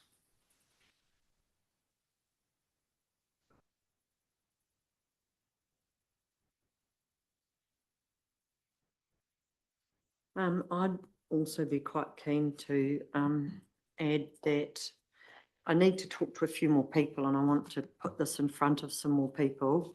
But I've found people that I've talked to have found this to not really have enough information for them to confidently respond. And then when they've tried to delve deeper, it's kind of been too much information. And so I'm getting the feeling that people aren't that keen to feed back because of that. But I've only spoken to a few people, and as I say, I'd like to just maybe talk to a few more people before I include that. But it is, I don't know what anybody else, the response that, you know, when you've been out talking to people about it, have you talked to anybody and what the feeling is? But that's kind of the feeling I'm getting. I've talked to a couple of people that have said, oh, I've had a look at it, but I'm not going to do it. And they're fairly well, actually one of these people was involved in the World Cafe, so I took what they had to say with a bit of, I gave them, you know, like Yeah, I think the extra feeling, importance. I think the feeling, the feedback that'd I've be mean. sort of been getting is that people are really concerned about rates, that the increases going up year on year. And I think, well, not sort of not aspirational, but we need to just be really careful of the balance we're trying to strike here with this. But having said that, I do believe that we need to have a strategic document and a direction of where we're heading, because that's also really important.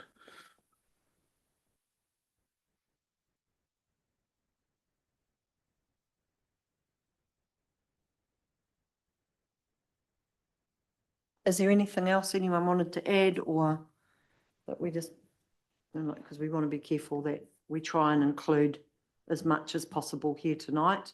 I'm sure they won't mind if we add the odd little bit extra, but in essence, that's where we're at. Okay. I don't have to read all of this, eh? No, I mean, A and B is as is in your report, and then we've just gone through slowly for you, C and D. So I do just need to remove, though, that we received the report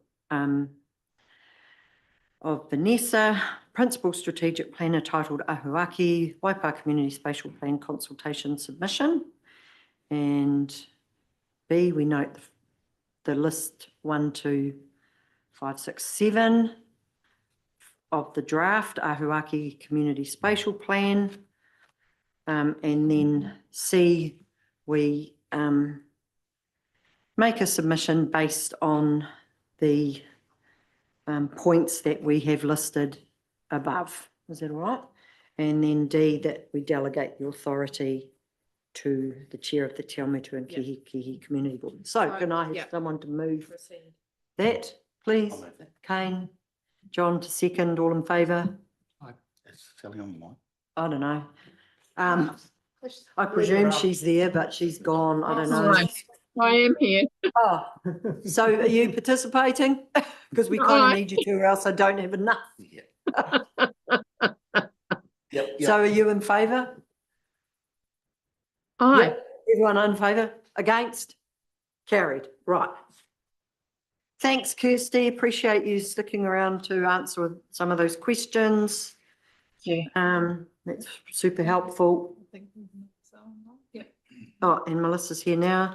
So our next item is item 6, which is the an update on the long-term plan from pages 419 to 423. And we've got Melissa here. So Melissa, we will take your report as read, but if you've got anything further to add or to highlight, that would be very much appreciated. I know I was in attendance. However, I think you have a far superior understanding and can probably give the board a much better outline of where we're at. So thank you. Thank you, Madam Chair. I will just, I guess, pull out some key parts from the report. So obviously we provide these, reports, these updates every month, but since the last update, there has been 2 workshops, and they're kind of 2 parts of the same package of workshops with elected members. And obviously, Ange, you were in attendance for both of these, but the first one was on the 14th of October, which was last Monday, where we essentially sought clarification on some of the assumptions, excuse me, some of the assumptions that were to feed into the workshop discussion on the 16th, which was Wednesday last week.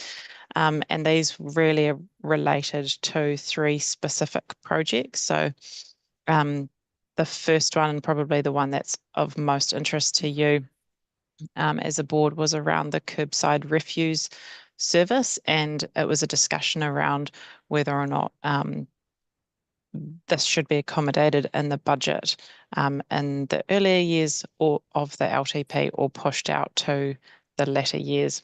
And then the other 2 items were covering Matter Sedgeton Drive, so it's infrastructure. I can't go into too much detail around that as it was a public excluded item. And then the other one being the Cambridge Water Tower, and that was also public excluded. But basically, the discussion on these 3 project items formed or fed into the workshop discussion on the 16th of October, which was really based around the finance strategy. So at that workshop, 6 different scenarios were 6 different budget scenarios were presented to elected members for discussion, and we were seeking feedback on which was the preferred scenario to take forward to do more detailed works on. So when we were considering each of the 6 scenarios, we looked at a few different metrics to try and, I guess, come to a workable situation or identify where things weren't quite right. So the metrics that we considered were things like debt levels, levels of affordability, rates increases, those types of things. So yeah, we got feedback from elected members on their preferred scenario, and we're now in a process to kind of further work that up and do some more detailed planning on that. The next workshop is going to be on the 29th of October, and that's going to be really focusing on the year 1 rates increase and just trying to provide more detail to our elected members about that. But that's kind of a summary of the report. Happy to take questions. Okay, so has anyone got any questions? Kane, Sally or John? About the LTP and the rates and the different things that the scenarios have been through? Yeah, thanks, Melissa. Yes, I think you guys have received the message loud and clear around the rates rises, so I don't want to bang on about that. Yeah, I guess it's just ensuring that, you know, we're getting the best value possible, whilst also, you know, getting those quick wins that we can achieve around the district, I suppose. So not cutting everything out, but things that we do still need that can be community driven, actually, a lot of it would be still included. Also just keen to know about the refuse opportunity, and whether that's been considered in any of those 6 scenarios. Being in and out. You mean one specifically for Te Awamutu? Yes, the one that we've sort of brought up. I know you said put it in March and have a discussion, but just want to just see where we're at the moment. As far as I'm aware, it's not in there, but I don't have complete oversight over that kind of level of detail. And I know, you know, obviously there's budget managers who understand that level of detail more than what I do. But yeah, as far as I'm aware, it's not in there at this stage. Okay, thank you. No, I don't think it was in those mock-ups for the scenarios, eh? I'm pretty confident it wasn't, because you know, like the workshop had already lent itself to be indicating when they did those mock-ups that we weren't going to do it just because of the upfront costs to set it up right now. Does that sound right? I mean, you guys were both there. Have I relayed that? Cool, the same understanding? Yeah. Okay, so has no one got any other questions for Melissa? No.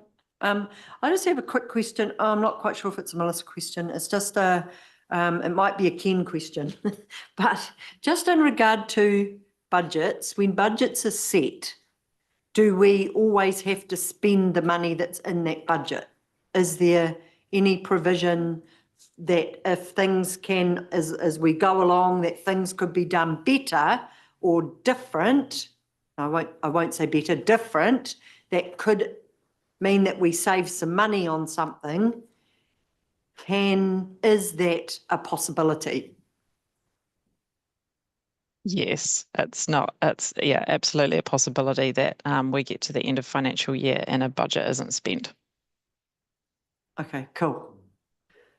Thank you. Right, Maybe just through the chair. I guess you just referenced, Madam Chair, about doing things differently and efficiently, and I think the Chief Executive has signalled that that she is focused on ensuring that we are always seeking to improve. So that's something that is front of mind, is how we can ensure that we are operating effectively and efficiently. Cool, thank you. All right, are there any other questions for Melissa? Otherwise, we can let her go and have her dinner.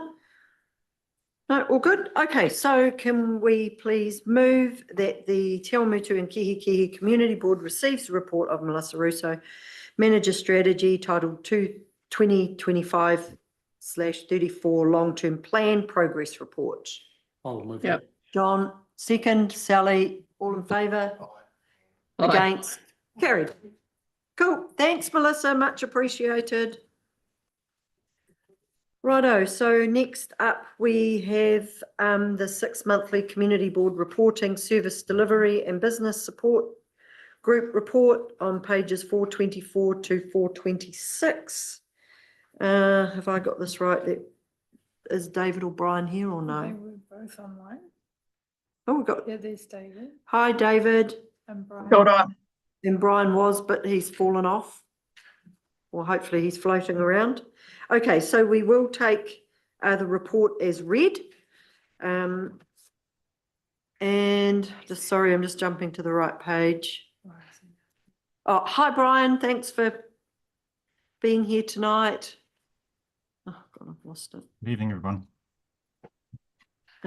Right, so has anyone got any questions in regard to the work that's coming up that Joe's outlined for us in this report, in regard to the cycling pathway Te Ararimu, which of course is the one out at Kihikihi, and the water, which I see the pipes are sitting down at Racecourse Road, CCTV installation and the resurfacing program for Bank Street, Factory Road, Pirongia Road and Reed Street, and Rewe Street. So have we got any questions around any of that?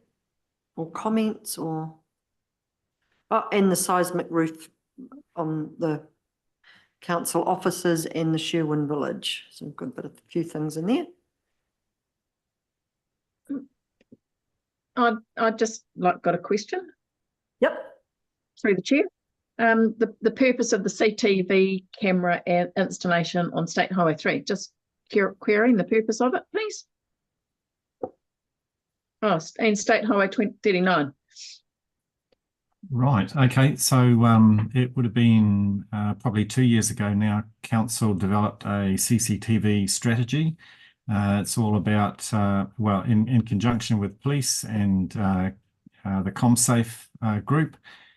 So the cameras serve a range of functions. A number of them are at major intersections so that we can monitor what happens with traffic.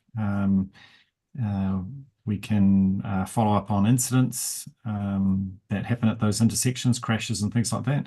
But the police can also use them to investigate crimes, which they do frequently, crimes and accidents.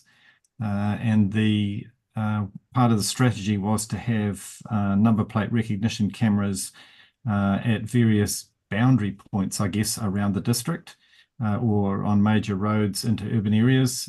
Police were able to identify stolen vehicles before they arrived in town for ram raids and things like that. The installation of that type of camera was supported by police and community safety and chambers of commerce and things like that to try and protect our commercial areas. So a range of reasons. We also have, cameras that detect oversized vehicles heading towards the Victoria Street Bridge in Cambridge and illuminate an LED sign. And we have them also increasingly in some recreation reserves where there's been vandalism and damage. So a whole range of purposes really, but it's the one system. Cool, thanks, Brian. Lou? Yeah, just more for David at the property. Just quickly with Sherwin Village, I was there at the start when we looked at that hall and decided to actually divide it into houses. How's that progressing at the moment? Is it moving ahead and we have a completion time at all? Yeah, so through the chair, that has been out to tender. It was 3 tenders. It's still in that procurement process at the moment, but the good news is that it's come within budget, well within budget. So the contracting environment out there is very favourable, and will be, once that procurement process is finished, then we'll be scheduling the works. It's about a two-month program. So hopefully we'll have some folks in there towards winter. Excellent result. Anyone else got any questions in regard to anything? No, I've got a couple. So I just, Brian, in regard to the sealed asphalt at the Church Street indication on Whitmore Street, is that done already? Because it looks like there's a big chunk of new asphalt there. Yes, it's Or is there done more? right. Yep, it's complete.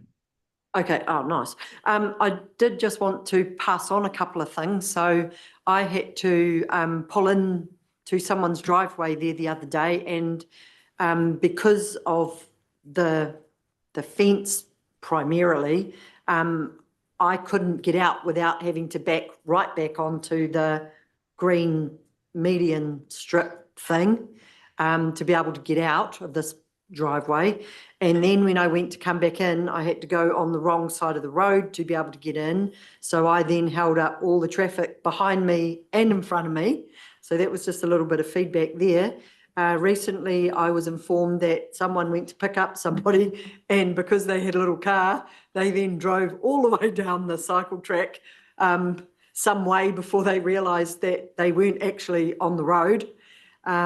So those were, and I see that we're still having some issues, not only of big vehicles getting around the Church Street corner, but other vehicles seem to be having some confusion and issues there too. So that's just a bit of feedback that I've either experienced personally or had other people in the community make comments about. It is looking nice, and we must be nearly due for a mow, is it, by the looks?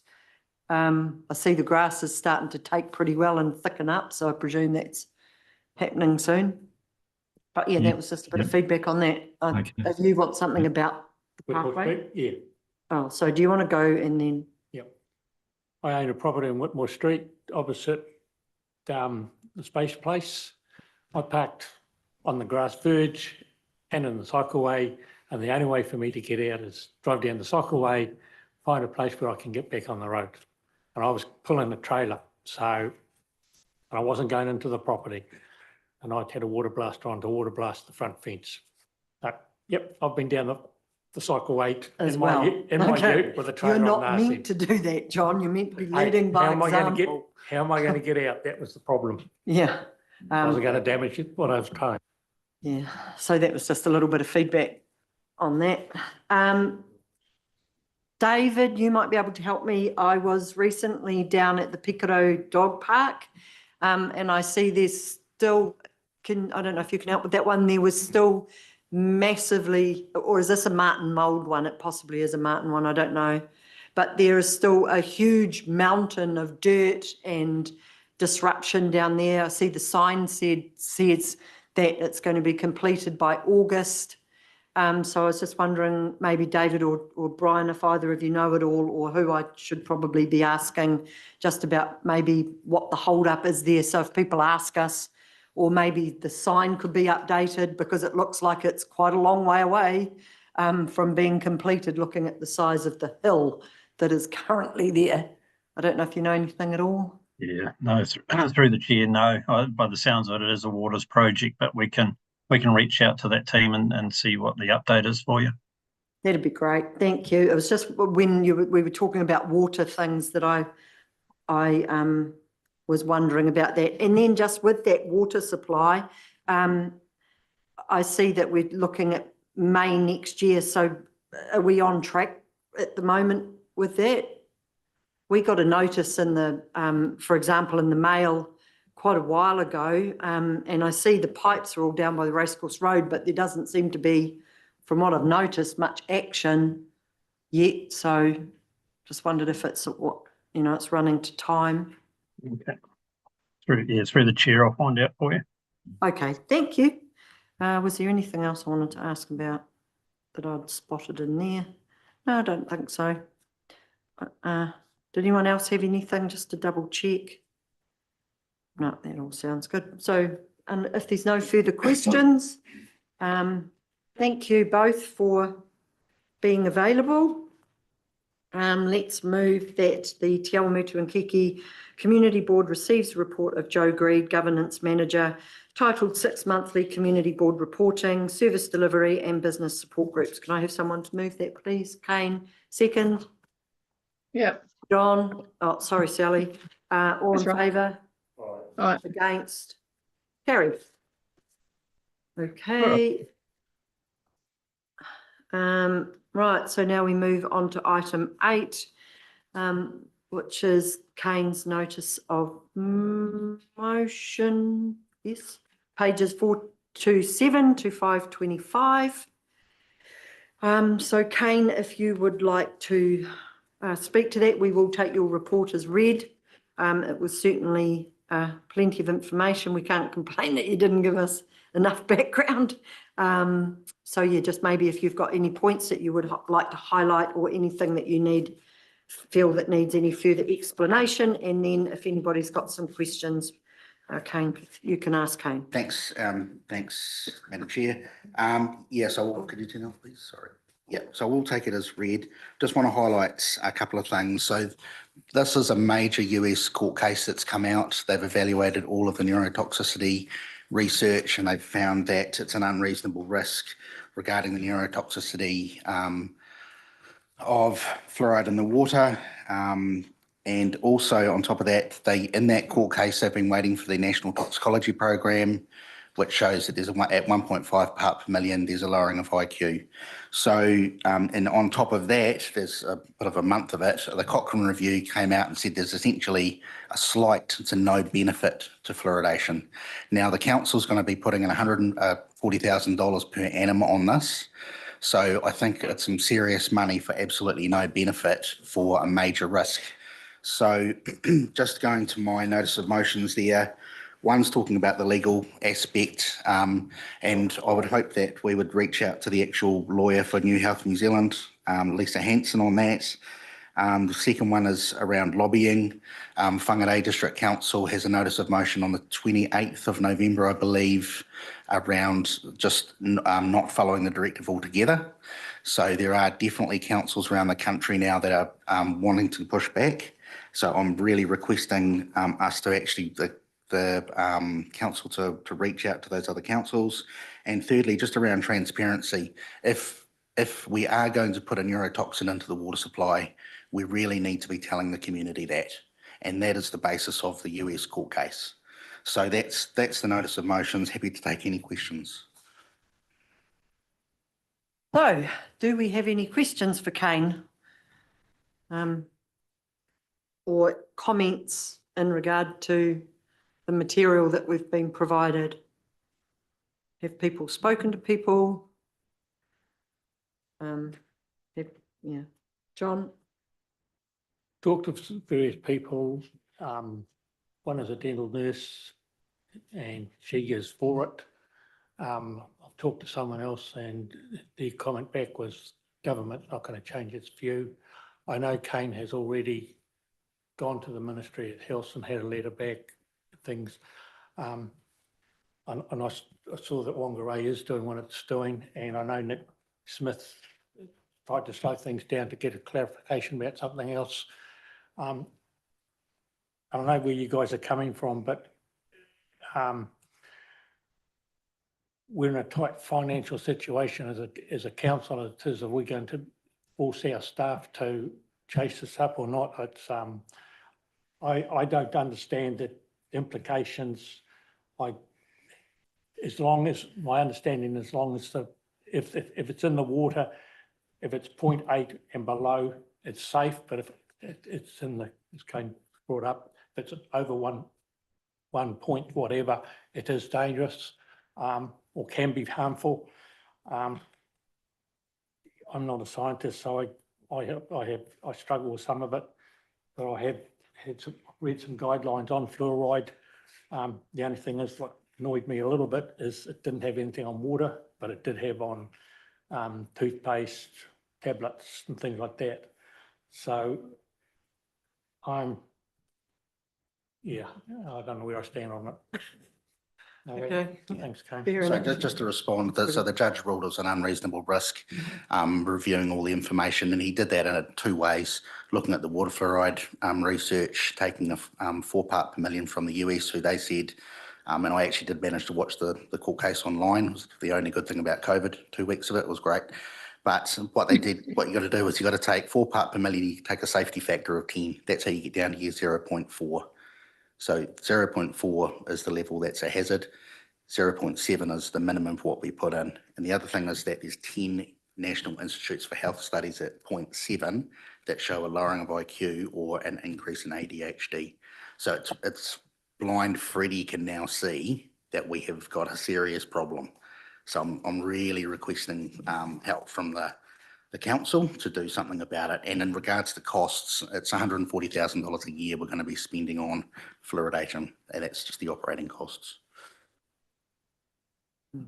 Sally, have you got? I'm happy to come in. I have been to various things. I have advocated on this in the sense that when you look at the details, actually I'll start at the beginning. I'll read what I've written. On the topic of fluoride, everybody needs to have an open mind and suspend judgment. The most up-to-date evidence referred to in the background of this notice of motion by Community Board Titchener, namely the National Toxicology Program, the Cochrane Collaboration Review, and the US Federal Court ruling clearly outlines that fluoridation causes significant harm. The Council has obligations under the Health Act to protect the people. It is vital, with all this conclusive evidence, that Council need to consider these duties under the Health Act. Section 23 states, it shall be the duty of every local authority to improve, promote and protect public health within its district, and for that purpose every local authority is hereby empowered and directed, if satisfied that any nuisance or any condition likely to be injurious to health or offensive exists in the district, to cause all proper steps to be taken to secure the abatement of the nuisance or the removal of the condition.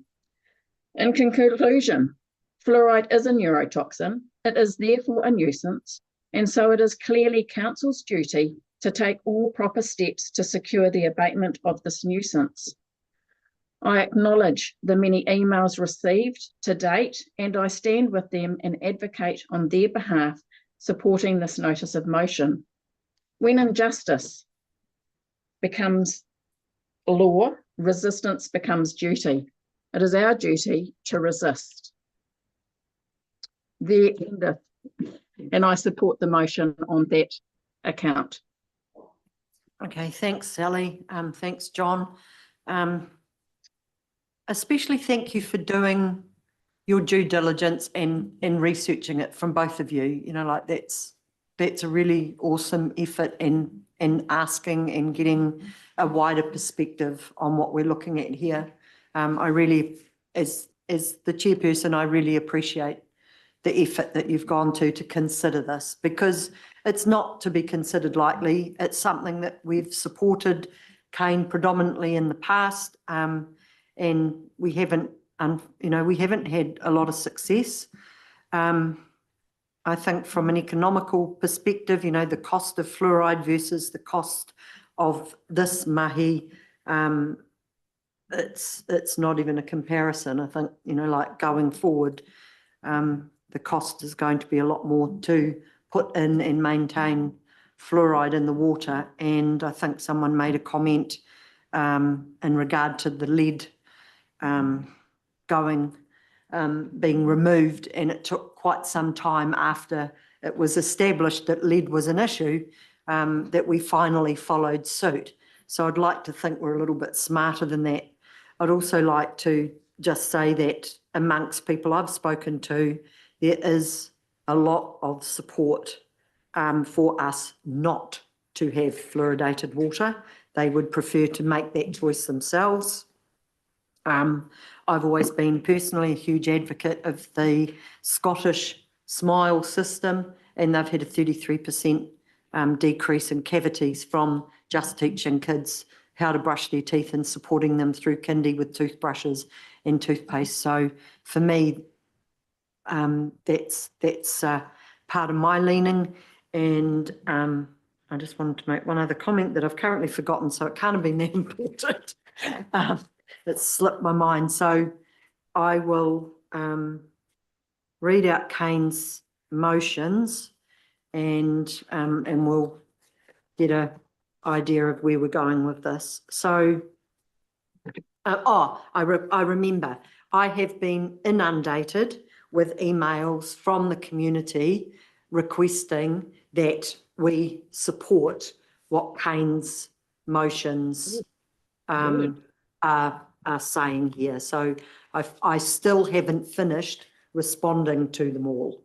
I can't tell you exactly how many. It just feels like I keep getting them. So there's definitely people from our community making an effort to write well-written and well-considered emails requesting that the fluoride is kept out of our water, and that it's a personal choice, not I suppose, a mandated one by going into our water supply. So I did just want to add that. So the notice of motion reads that the Te Awamutu-Kihikihi Community Board requests that the Waipa District Council seek an interim order or some other appropriate legal remedy so that fluoridation would be put on hold until the end of the new Health New Zealand court case.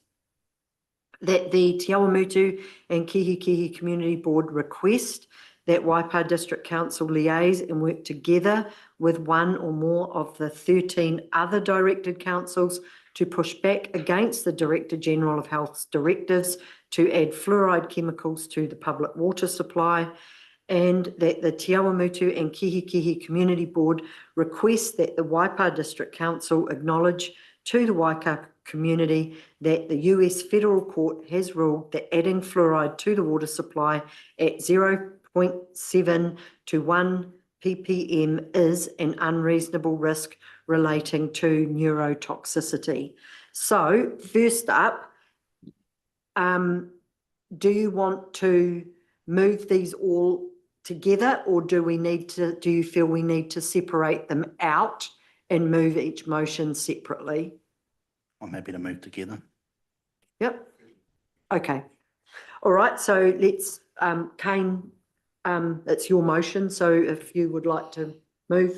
Yep, I'll move that. Yep. Do we have someone to second it? I'm more than happy to second it. Sally, second. So all in favour? Aye. Against? Okay. So we've got an I'll be an aye. So we've got 3, 4 and 1 against. Yes, 3, 4, 1 against. 3, 4 and 1 against. Yep, just saying. That's cool. So we'll go again. Okay. Onwards and upwards, because we're already at 8 o'clock. Oh, okay. Yep. Oh, drat, Colin. Oh, well, that means actually we can't. We're not going to have enough people, are we, with 3? They're still at the table for the chair's report. I'll just go back and come up and come back. Oh, yeah, no, Yeah, yeah, but yeah, they're they not can take leaving. part now, Yep, yes, sorry. yep. No, you're right, I was thinking that because they had conflicts of interest before, that they would have a conflict of interest with this because of, Just one thing. can it'll I go just- to council. You made a comment that it was a federal court. It was not a federal court, it was a district court in Northern California. It was a federal court. It's written in here, from the Ministry of Health. I have to accept what the Ministry of Health writes. And actually, Lou, you can't participate I'm because you not said, participating. I'm no, correct. but even, you're not allowed. You chose not to take part, so, sorry, based on the information we That's have, fine. yeah, sorry. Well. You read everything. Okay, Treasury report, What is pages, it? item 9, let's just move on, 526 to 528, that the Te Awamutu and Kihikihi Community Board receives report of Ngāra Milne. It is Ngāra, eh? Yeah. Financial accountant titled Treasury Report for the period ended 30th of September 2024. So let's move that. If someone, John, second, Bruce, all in favour? Right. All right. Against? Carried. Right, so we've done that, but we haven't, is there anything we wanted to discuss in it? Because I forgot to do that. I've gone and upset Just my one rhythm. minor thing. How far have we got with our sponsorship? Oh, yeah, I'm getting there. Because that's, I know, it's I've got really a pile important. of batteries I that know, is about, I know. probably close to 200 kilos now. Yeah, I'm aware of that. We've paid for one lot. We've paid for a whole heap though, Lou. So I will get to it. I'm sorry, I just have been up to my eyeballs. If you want to write the proposal and do it, I mean, I've virtually finished it, but I've got to get it back to these guys to get approval. And I mean, it would have been much easier if we could have just done an invoice, but I'm still fiddling around with making sure the proposal's right. So I am very sorry because it is on me that I haven't got that finished and I need to prioritise it. So I am getting there. Right, so is there anything else in the Treasury report that anyone wanted to highlight or queries or anything? Nope, okay.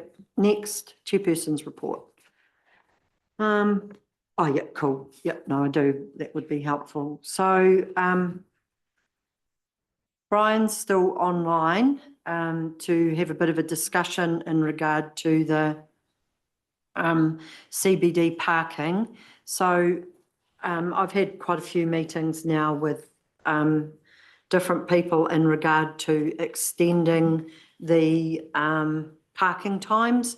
I also have had a request for some short-term parking, for example, that there are some spaces still provided, for example, to have some half-hour spaces to still be able to allow for those people that do want to be able to nip in and out. So you've got a little bit of movement. So I did just want to add that. I see, just kind of have to jump between the two.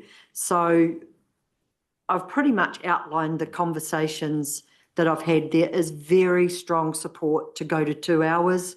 The retailers are expressing a real concern around the downturn due to people not being able to have a bite to eat and then do a bit of shopping. They're just in and out and leaving. So it's coming from the retailers, it's coming from the residents, it's coming from our elderly with concerns around the car park, and their mobility doesn't really enable them to be parking out the back of Fresh Choice, and it's quite rough from the Fresh Choice car park. So anyone that's not got good balance or a mobility scooter, it's actually not really very easy navigation in some parts. There is quite a bit of it that's okay, but there are, you know, like parts out there where they do struggle. So this is the feedback that we've been given.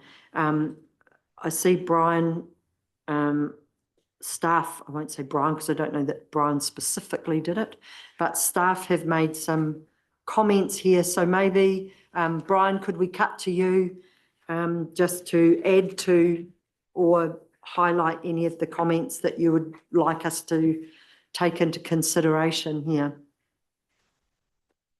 Thank you, Madam Chair. Certainly, I guess the parking time limits, as you see them in the town, have existed like that for many years.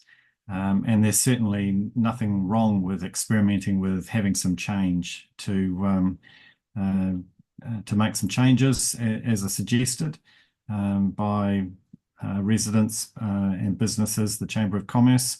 I think we do have to be careful that we don't say that parking time limits might be causing people to spend less money in town. We know that there is an economic downturn which is impacting all retailers in all spaces, not just where there's parking time limits of a certain time or anything like that.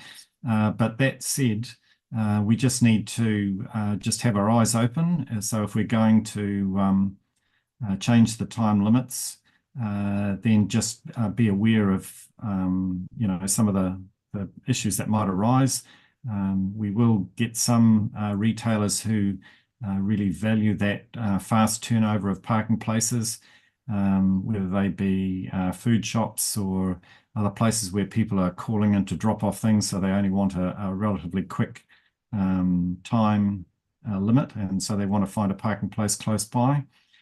Because we know, obviously, when the time limits are longer, people stay longer, can stay longer, and therefore there'll be more people probably driving about the town looking for an empty parking space, because there won't be as many empty parking spaces as we have with the 60-minute time limit. So all those things said, I'm certainly not against changing the time limits and seeing how it works and seeing if it does provide some relief and benefit for both our residents and the business community.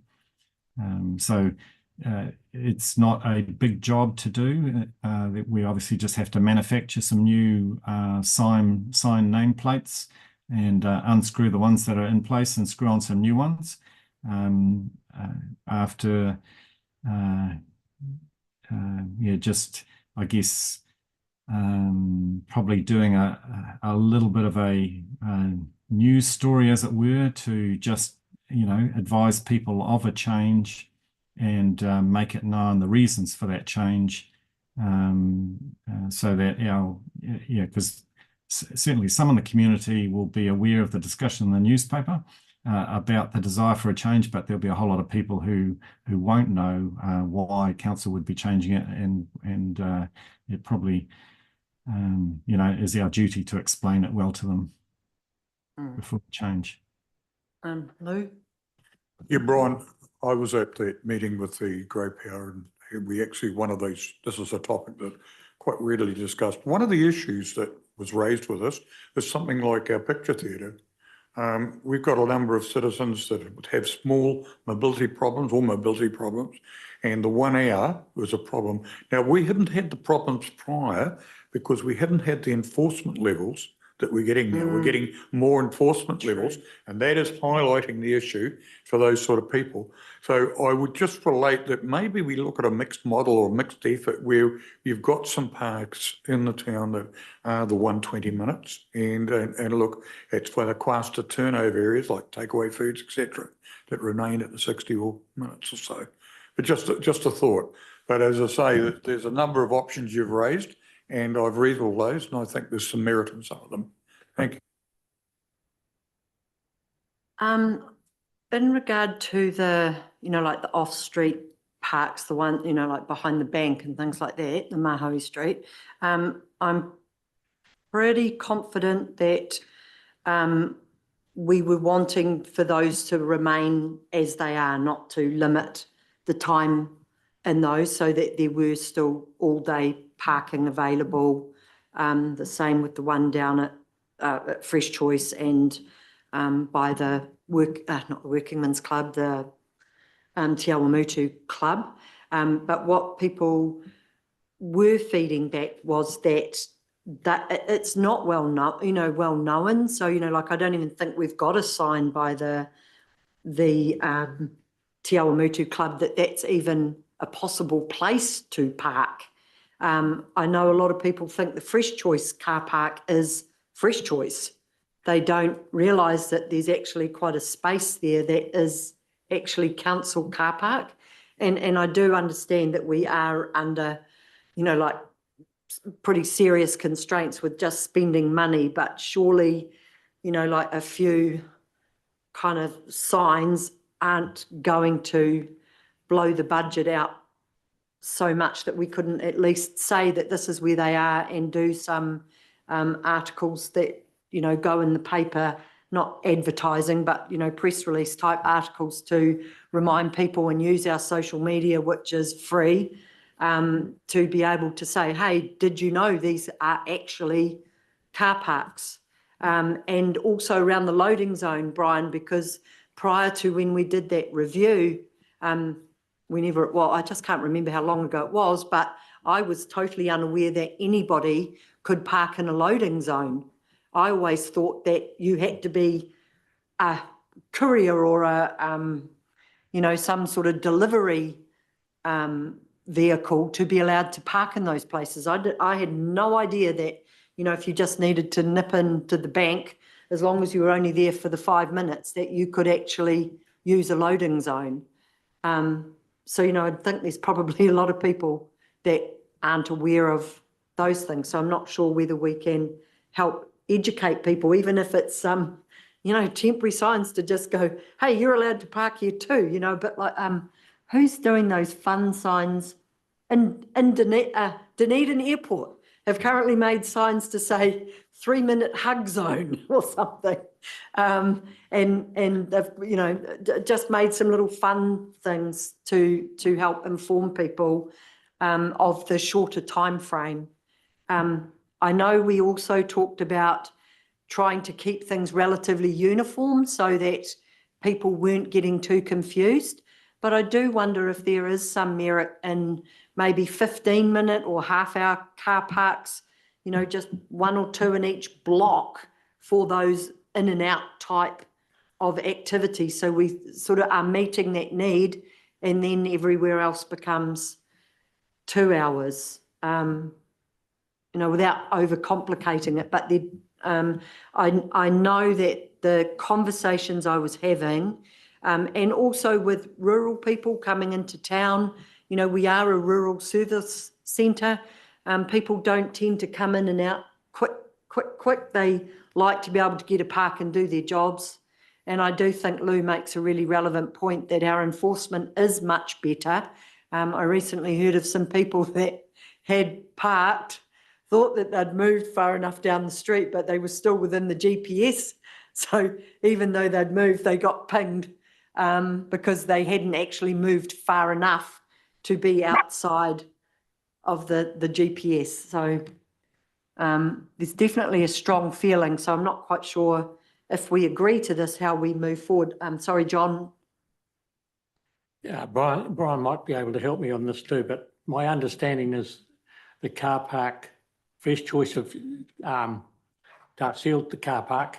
And what isn't tar sealed, and my information is that is still Fresh Choices, because there's a big hole there, and council staff have been to have a look at it, and they said it's not there. So I got a map from council front staff, took it down to the manager at Fresh Choice and said, this is why I believe yours, because it's got the loading bay.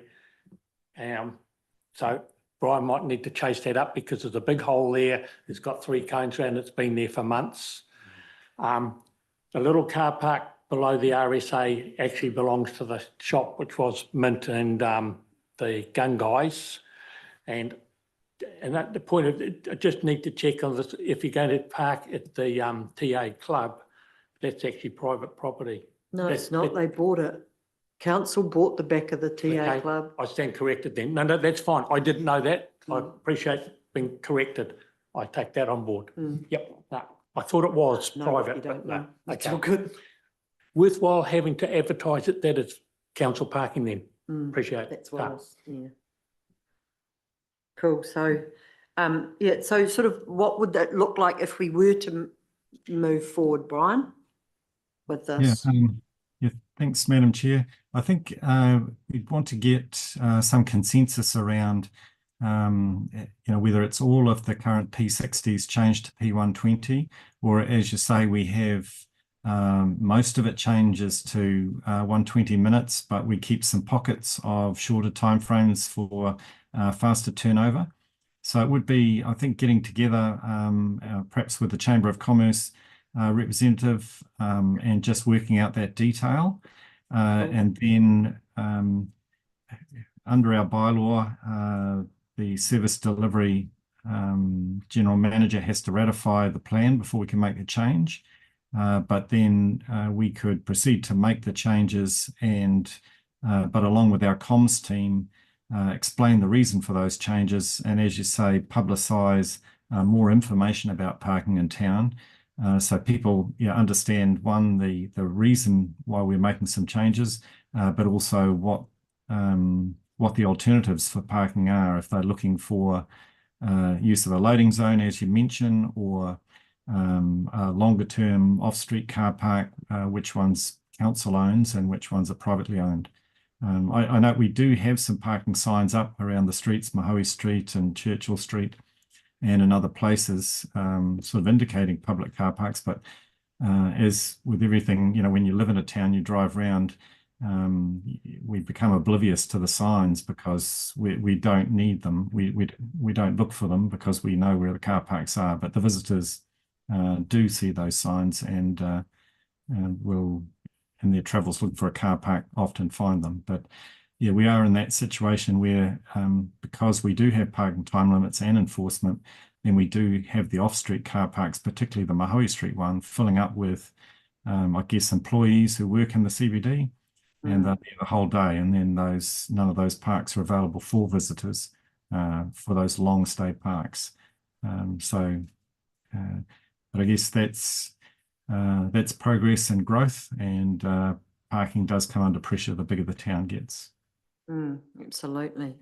I just did want to also comment that I love your idea about the loading zone at the sharing shed. Yep.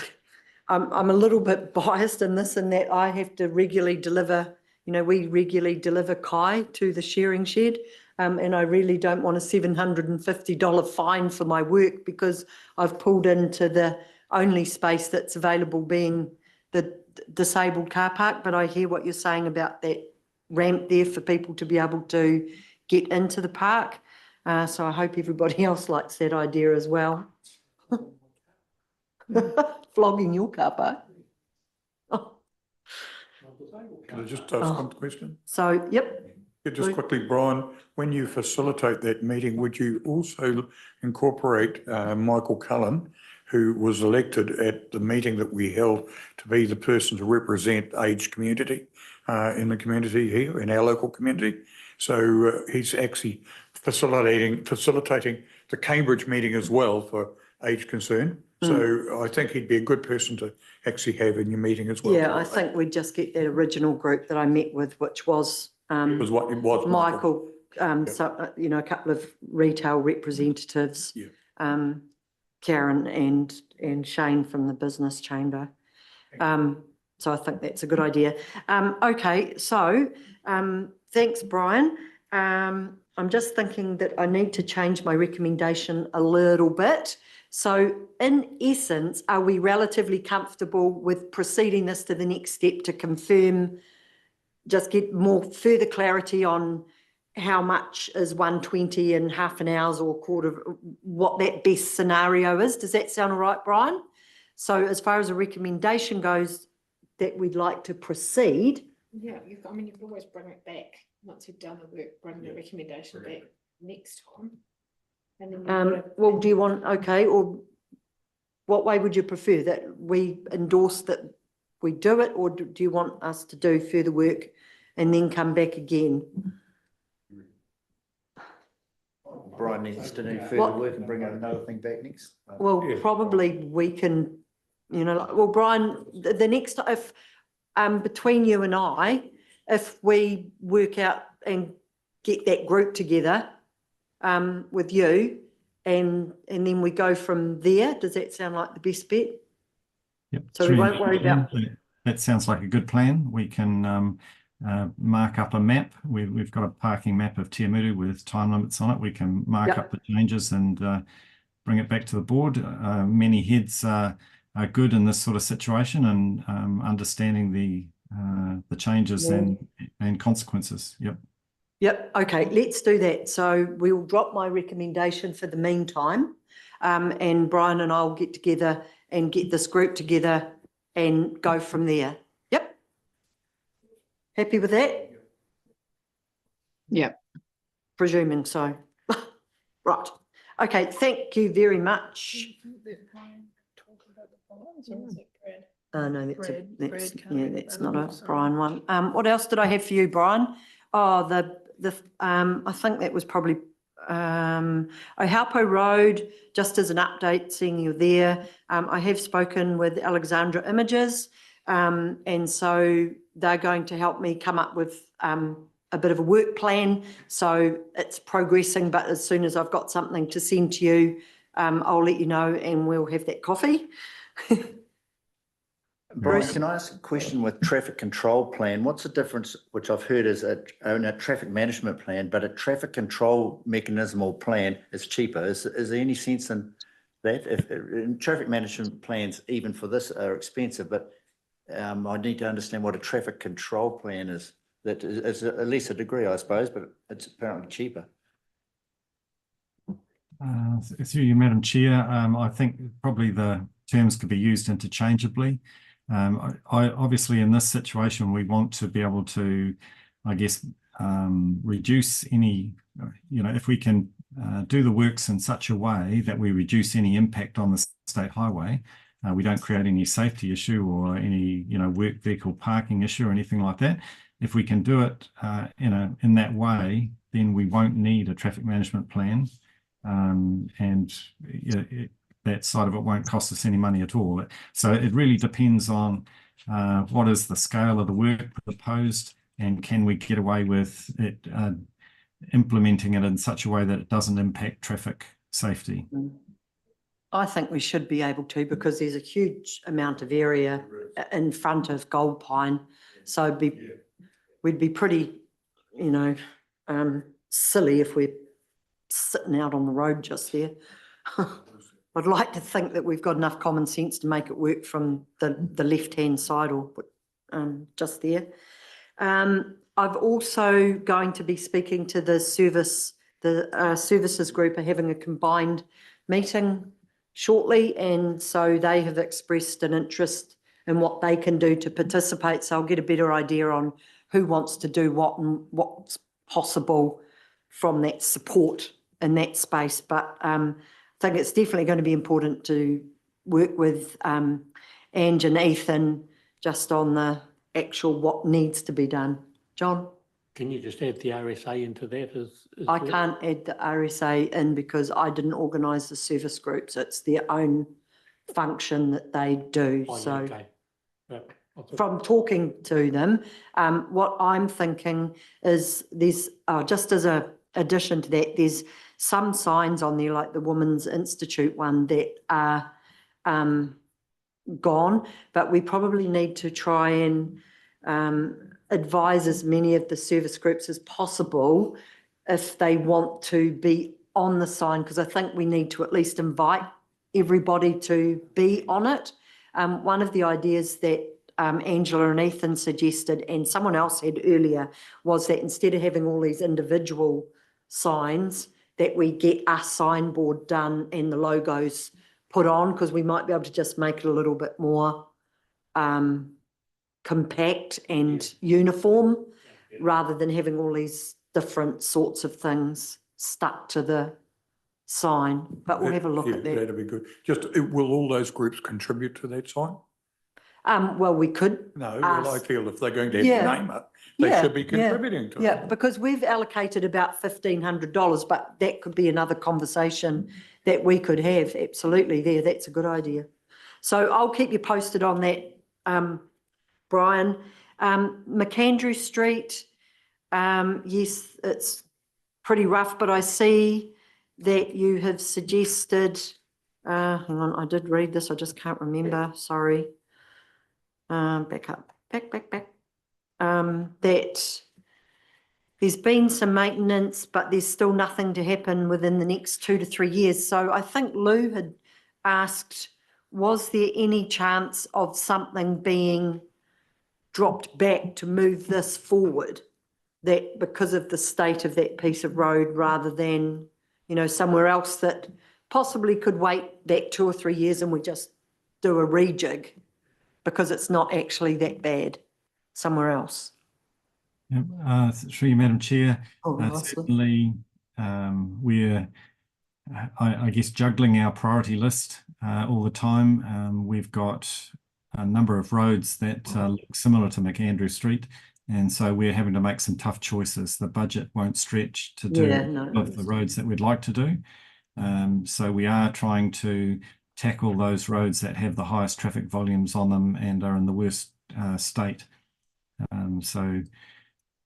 Yeah, it's tricky. Where we can just hold a road with maintenance, that's what we'll have to do. But I think, you know, it is particularly one part of McAndrew Street, the piece nearest the state highway, which is in the worst condition. It's had the most sort of patching on it. It may well be possible for us to do a bigger repair on that fixes the problem and holds it, you know, for the next couple of years before it comes and gets a reseal over the whole lot then. Oh, yeah. And just another couple of questions in regard to roading on from that, so thank you. I've noticed the road, I haven't been out there for a wee while, but the road from the state highway through to Kekipuku, out the Pukanui Road, do you know off the top of your head when that's due to be done? Because by crikey, that's pretty rough. You just about get lost down the potholes or run off the road. Sorry, Madam Chair, what was the name of the road? So the Tukanui road, is that down to be having some repairs on it anytime soon? Because it really is in a dire state. Right. So it's Te Mawhai Road from thank you. Yes, Te Mawhai Road. That's what I want. I knew I was wrong. Yeah. Passed through Tukanui from sort of, it gets rough from about Mangatoatua right through sort of to the other side of the village, really. Right. Yeah, because we did, I think the year before last, we did quite a long stretch of the more rural part, just beyond the village. We reconstructed quite a bit there. There is a major agricultural services contractor there with lots of big tractors and trucks and vehicles and things, and it really has hammered that road in the last few years. So yeah, certainly aware of it, and we have spent quite a lot of money on the road, as I say, in the last couple of years, and we will need to spend some more in future. Send Mr. Austin the bill. Pardon? Send Mr. Austin the bill. John Austin. Yeah, send him the bill. And then there was one other spot. I was just wondering, when you presented us with the draft plans for Walton Street, we also talked about providing a safe crossing out at Riwi Street.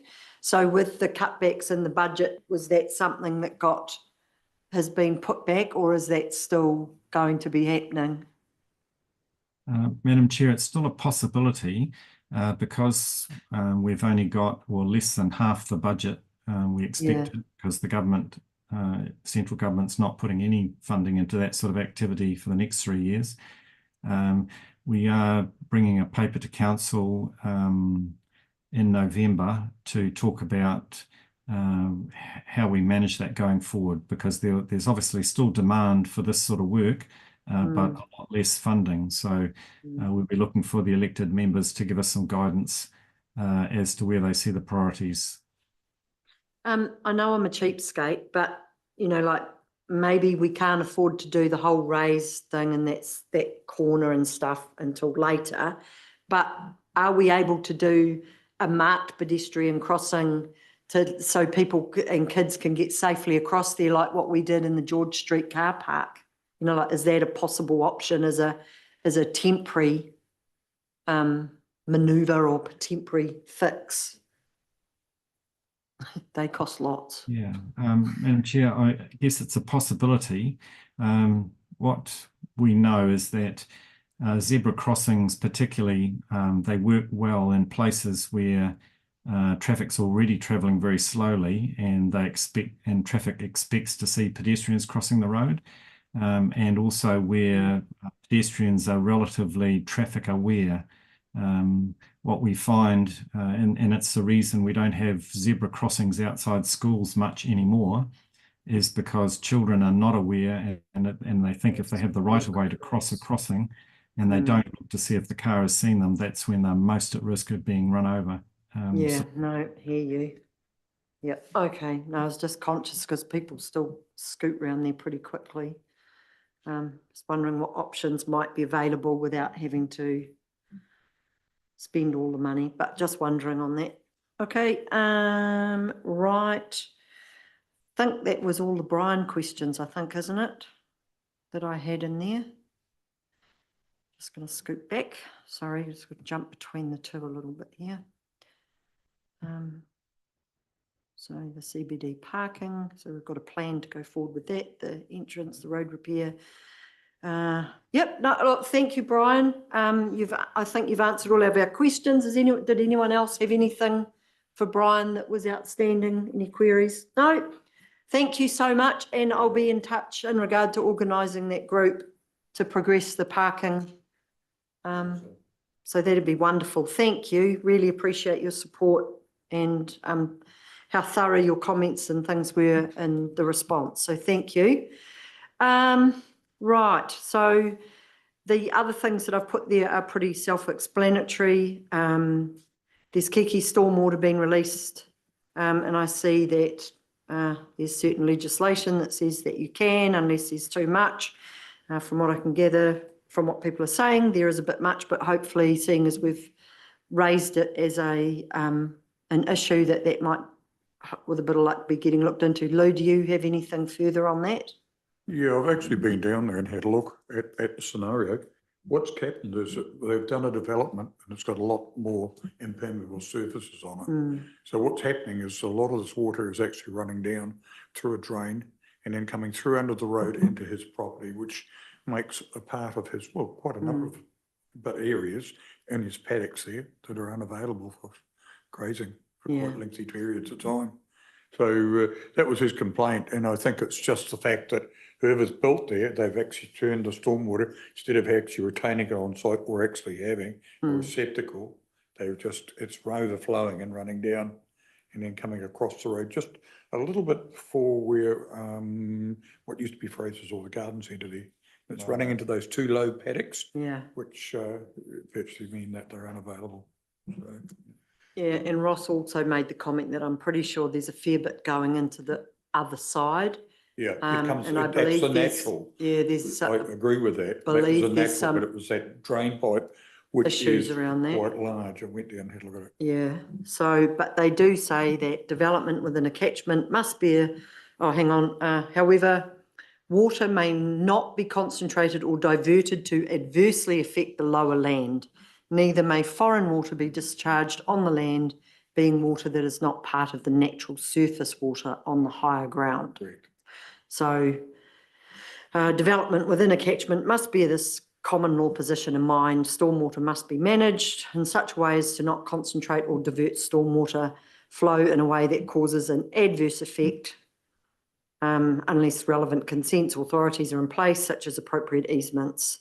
So hopefully that we've raised this, that they might, they can hopefully get a bit further, and we can just keep in touch with the landowners out there to see how they're getting on with that.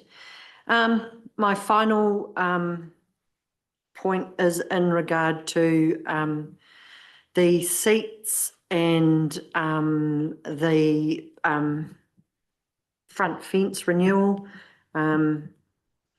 I see staff aren't at all keen on this as a suggestion. I would have thought that under the current, under the current situation, if we've got a bunch of volunteers that are prepared to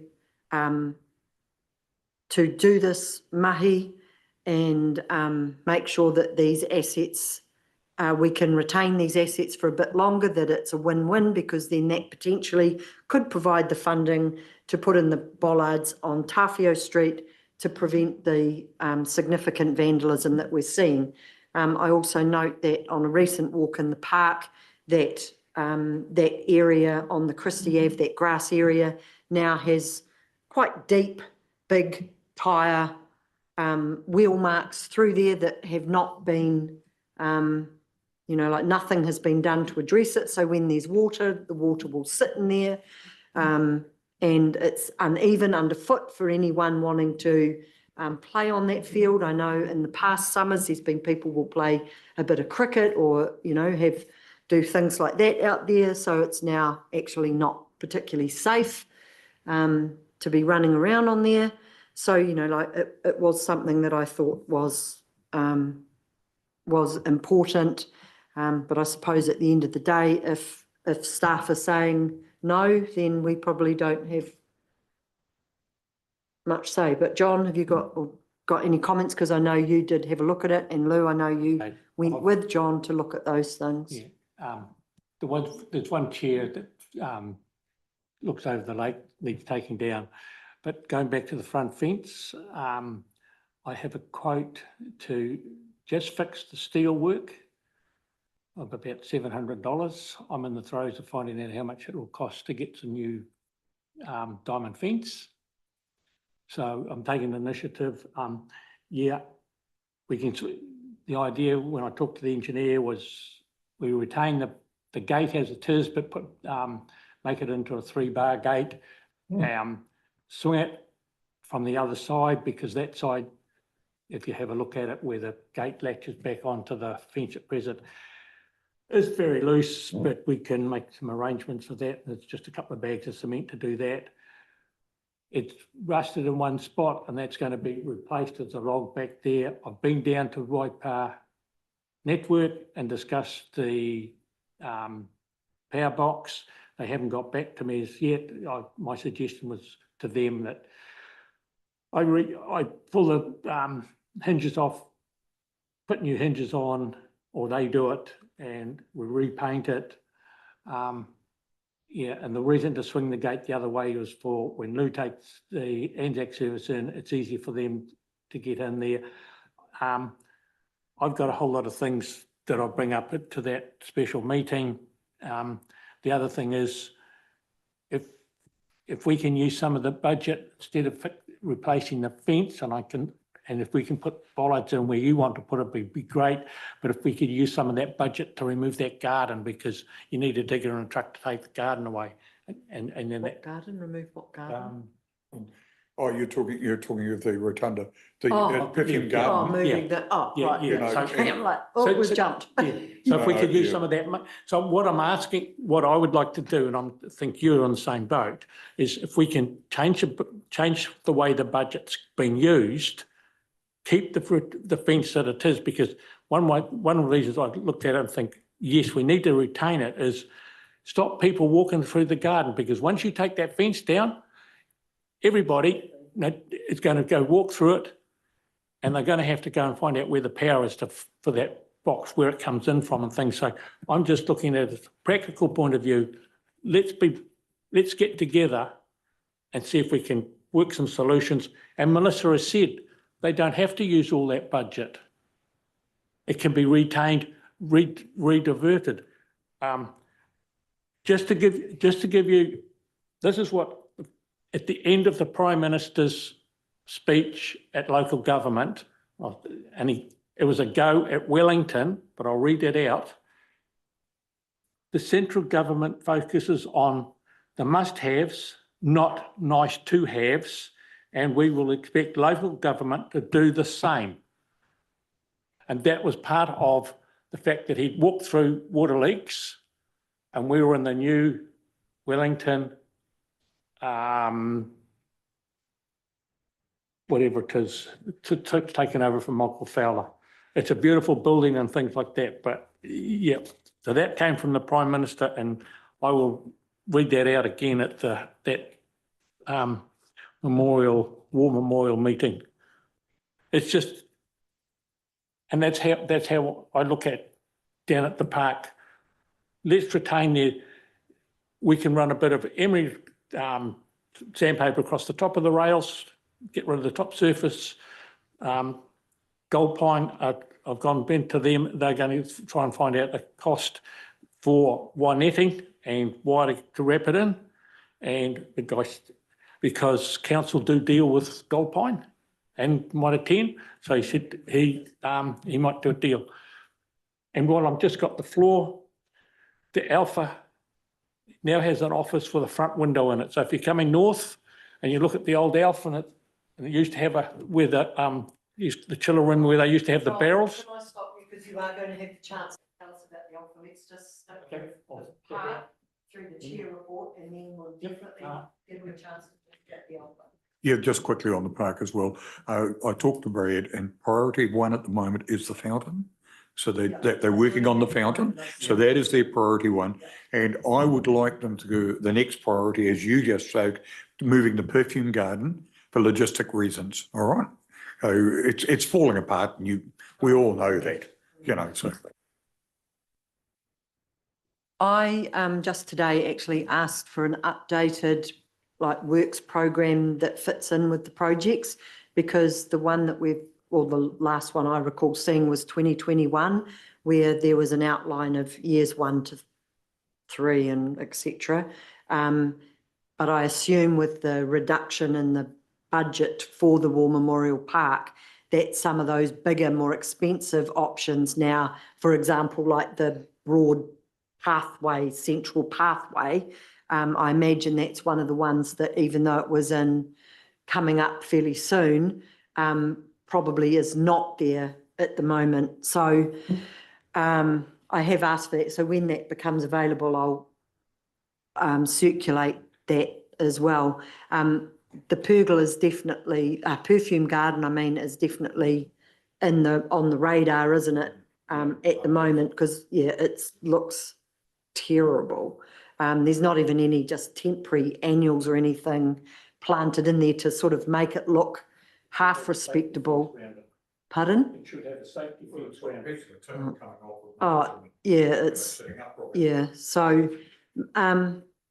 So what do we want to do? My recommendation, based on what you've said, actually isn't enough. I've just made a recommendation that we have bollards put in at Tawhiol Street, and also at the end of where's that place? Christie Ave, to stop vehicles getting in there, because they've been in once. It's only a matter of time, and they're going to make a real, it's just going to happen. And there's motorbikes going through. I mean, not that we can stop the motorbikes, but there's been 4-wheel quad bikes going through at speed. And it might not quite stop them either, because of course the bollards, they probably still can fit through on that path, but we can definitely chain it from Christie Ave. So if they go that way, they've got to come back the same way, because they're not going to fit otherwise. But so where are we sitting? I mean, you've seen the response from staff in regard to doing the front fence and doing the seats. However, we can fix them up so they can last a bit longer.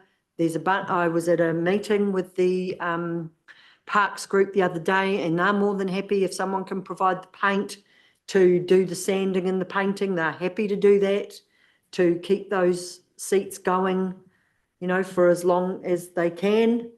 And then that would provide some funding that we hopefully could put a chunk towards the bollards, or put a chunk towards, well, we've said that the RSA, we can organise a team of people to move the rotunda.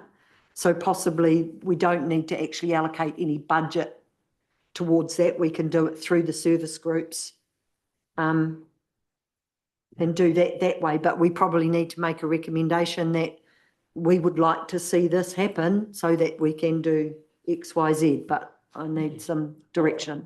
I recommend that with the consent of staff, yeah, right, and in conjunction with our group, that we bring the front fence up to standard, we get the seats back up to standard by sanding them down and painting, keep them going longer. If there is one that needs removing, and if we can have someone come in and remove the dirt around the rotunda so that we can look at moving it further on. And I think the dirt needs to be moved first, and then we can get some experts in to decide how we move the rotunda. But we've got to get rid of that dirt, which is a health, well, it's a hazard, and it should be fenced off one way or the other. We working with the staff so that we've got the right plan and the right people doing the job. And I think between Lou, myself, and several of our areas, hey guys, we can look after the fence. I've got an engineer who's given me a good price to do the repairs and things, and I've looked into getting some new wire netting fence. So, and I think there's enough people around that who want to retain that fence and think, and I'm quite willing, I'll go back to Network and ask them, are you happy for me to clean up that meter box, redo the hinges, and because we'll have to replace the padlock so that they've got a key, the RSA have got a key, because Lou can use that for ANZAC service and things like that. So it's just me using my knowledge and expertise of what I've got and the things like that to bring these to fore, that's all. So I'm just hoping that we can get the staff at that, especially on board with this. We're trying to improve something that's easy to do and keep it in line, and everybody's happy. And they can use budget money somewhere else. And I'm not trying to knock them. I know what they're doing, and I hope they're not trying to knock us, because we're trying to do what we want to achieve as well. So I hope that works. Yeah, I mean, I certainly understand, you know, like the process. However, I think, you know, like in this current environment, that there's just an opportunity to make some small savings that enable us to get something else rather than having to wait longer because there's not the funding. And in the meantime, there's a whole lot of damage potentially being done, or things that are unsafe, like the perfume garden. So as far as a recommendation goes, that so if we said, you're pretty close, John, I think. I just wanted to, do you want to, just in terms of what it is, like nominate John to have further discussions with staff regarding operational issues at Memorial Park, like the front fence and the seats? I think I'd like to offer, well, my personal thing is that I'd like to offer a bit more support around that we actually make a recommendation that the fence and the seats become a community project to reduce savings, but and the perfume garden, that they're conducted as community projects to make savings in the park to enable the funding of bollards on Tawhio and Christie Ave to take precedence or to have priority. And then John can, you know, like look after it. I mean, how that might work will probably be something that would be good to have a conversation with Brad Ward about, and also kind of factor in this Memorial Park group that you've got happening with the partners and the stakeholders that's supposed to overlook. Yeah, but we've already done that and we're not getting anywhere. So we kind of need to say something that as a community board, we support this. We've had the discussion with the park, we've had the group meeting, we've had a response from staff, and we're saying, thank you for your response. We don't agree with it. We think this is an opportunity for savings. We would like to see this proceed, if possible, so that it enables us to be able to do these things, which we see as a really important improvement to the park to prevent further vandalism. This is the sort of thing that we were talking about in Ahuaki with regards to community involvement and building resilience. And, you know, this is massive, and this gets the buy-in of the community. I'm all in support. You know, and people are very dear and fond of Memorial Park, and they want to be involved, and they want to give it some, you know, loving, tender care. That's my perspective.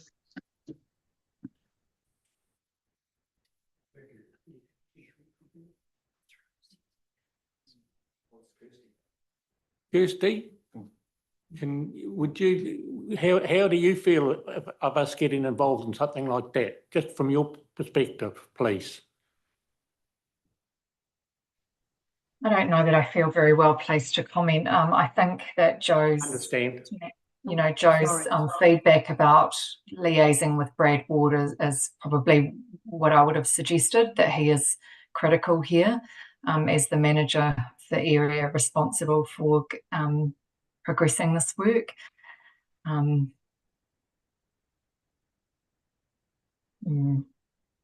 Thank you, Kirsty. Appreciate your input.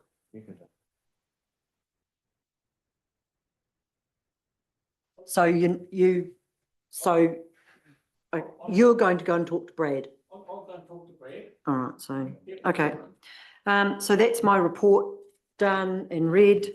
So I'll move that we receive the report of Angela Holt, Chairperson, Te Awamutu-Kihikihi Community Board, titled Chairperson's Report, and B, receive the staff response to that report. Can I have someone to second it? Lou, all in favour? Against? Carried. Right, let's march on so we can hurry up and finish, because we've got 10 minutes or else we have to take a break. Our board meeting reports. So John, the Alpha. Okay, today we put a front window on the Alpha, so if you're coming north on the Alpha, instead of, you used to just look at a blank wall with the old, you used to keep the barrels in, it's now got a window in, that's going to be the office, and so we're back doing a little bit of work at present. Haven't been there for a while, but we're back in there again. Oh, thank you. Lou, Bruce, got anything regarding council? Been pretty busy. Just a few things that John and I attended a ComSafe function, was it in last month sometime? 29th of September. Was it? Thank you. To thank the volunteers who look after our patrolling and the CC monitoring, which was fantastic. That's good payback from the ComSafe trustees to them, because they're all volunteers. We all are really. We had a strategic planning and policy meeting on 1st of October, which gave Ahuaki was sent approval to go out for consultation. We heard from Melissa on the long-term project updates. We've had two, as you said, and you've attended them both, 2 workshop days on the 14th and the 16th of October. So far, Lou and I don't know who else has attended, quite a few of us have attended 2 Ahuaki drop-in sessions at 3, one at Prongia, one at Nanapuri, one at Rukahaia last night. And Lou's little contract comment. Service delivery, we basically, I think the major item was we had Waipa Community Facilities Trust, Matt Horn presented, and Shane was there too. But the biggest thing they ended up, there was the end of the year report that the gas heating for the pools was up 96%. And then we said, well, what are the options? What are alternatives? And he said, well, they're looking at heat pump, the heat exchanger things, but and Huntley have got something like that going. But they said gas is so good, they always need gas because people, it'll take a week on that kind of other system to get them up. They need the gas because it's so quick, but 96%. And that's when he said, well, I don't know, tongue in cheek, but I think he may be right that council may have to help, otherwise they're going to have to lift charges, which they don't want to do.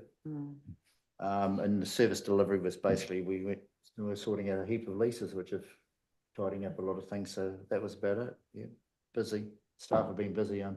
Ahuaki, I just take my hat off to them.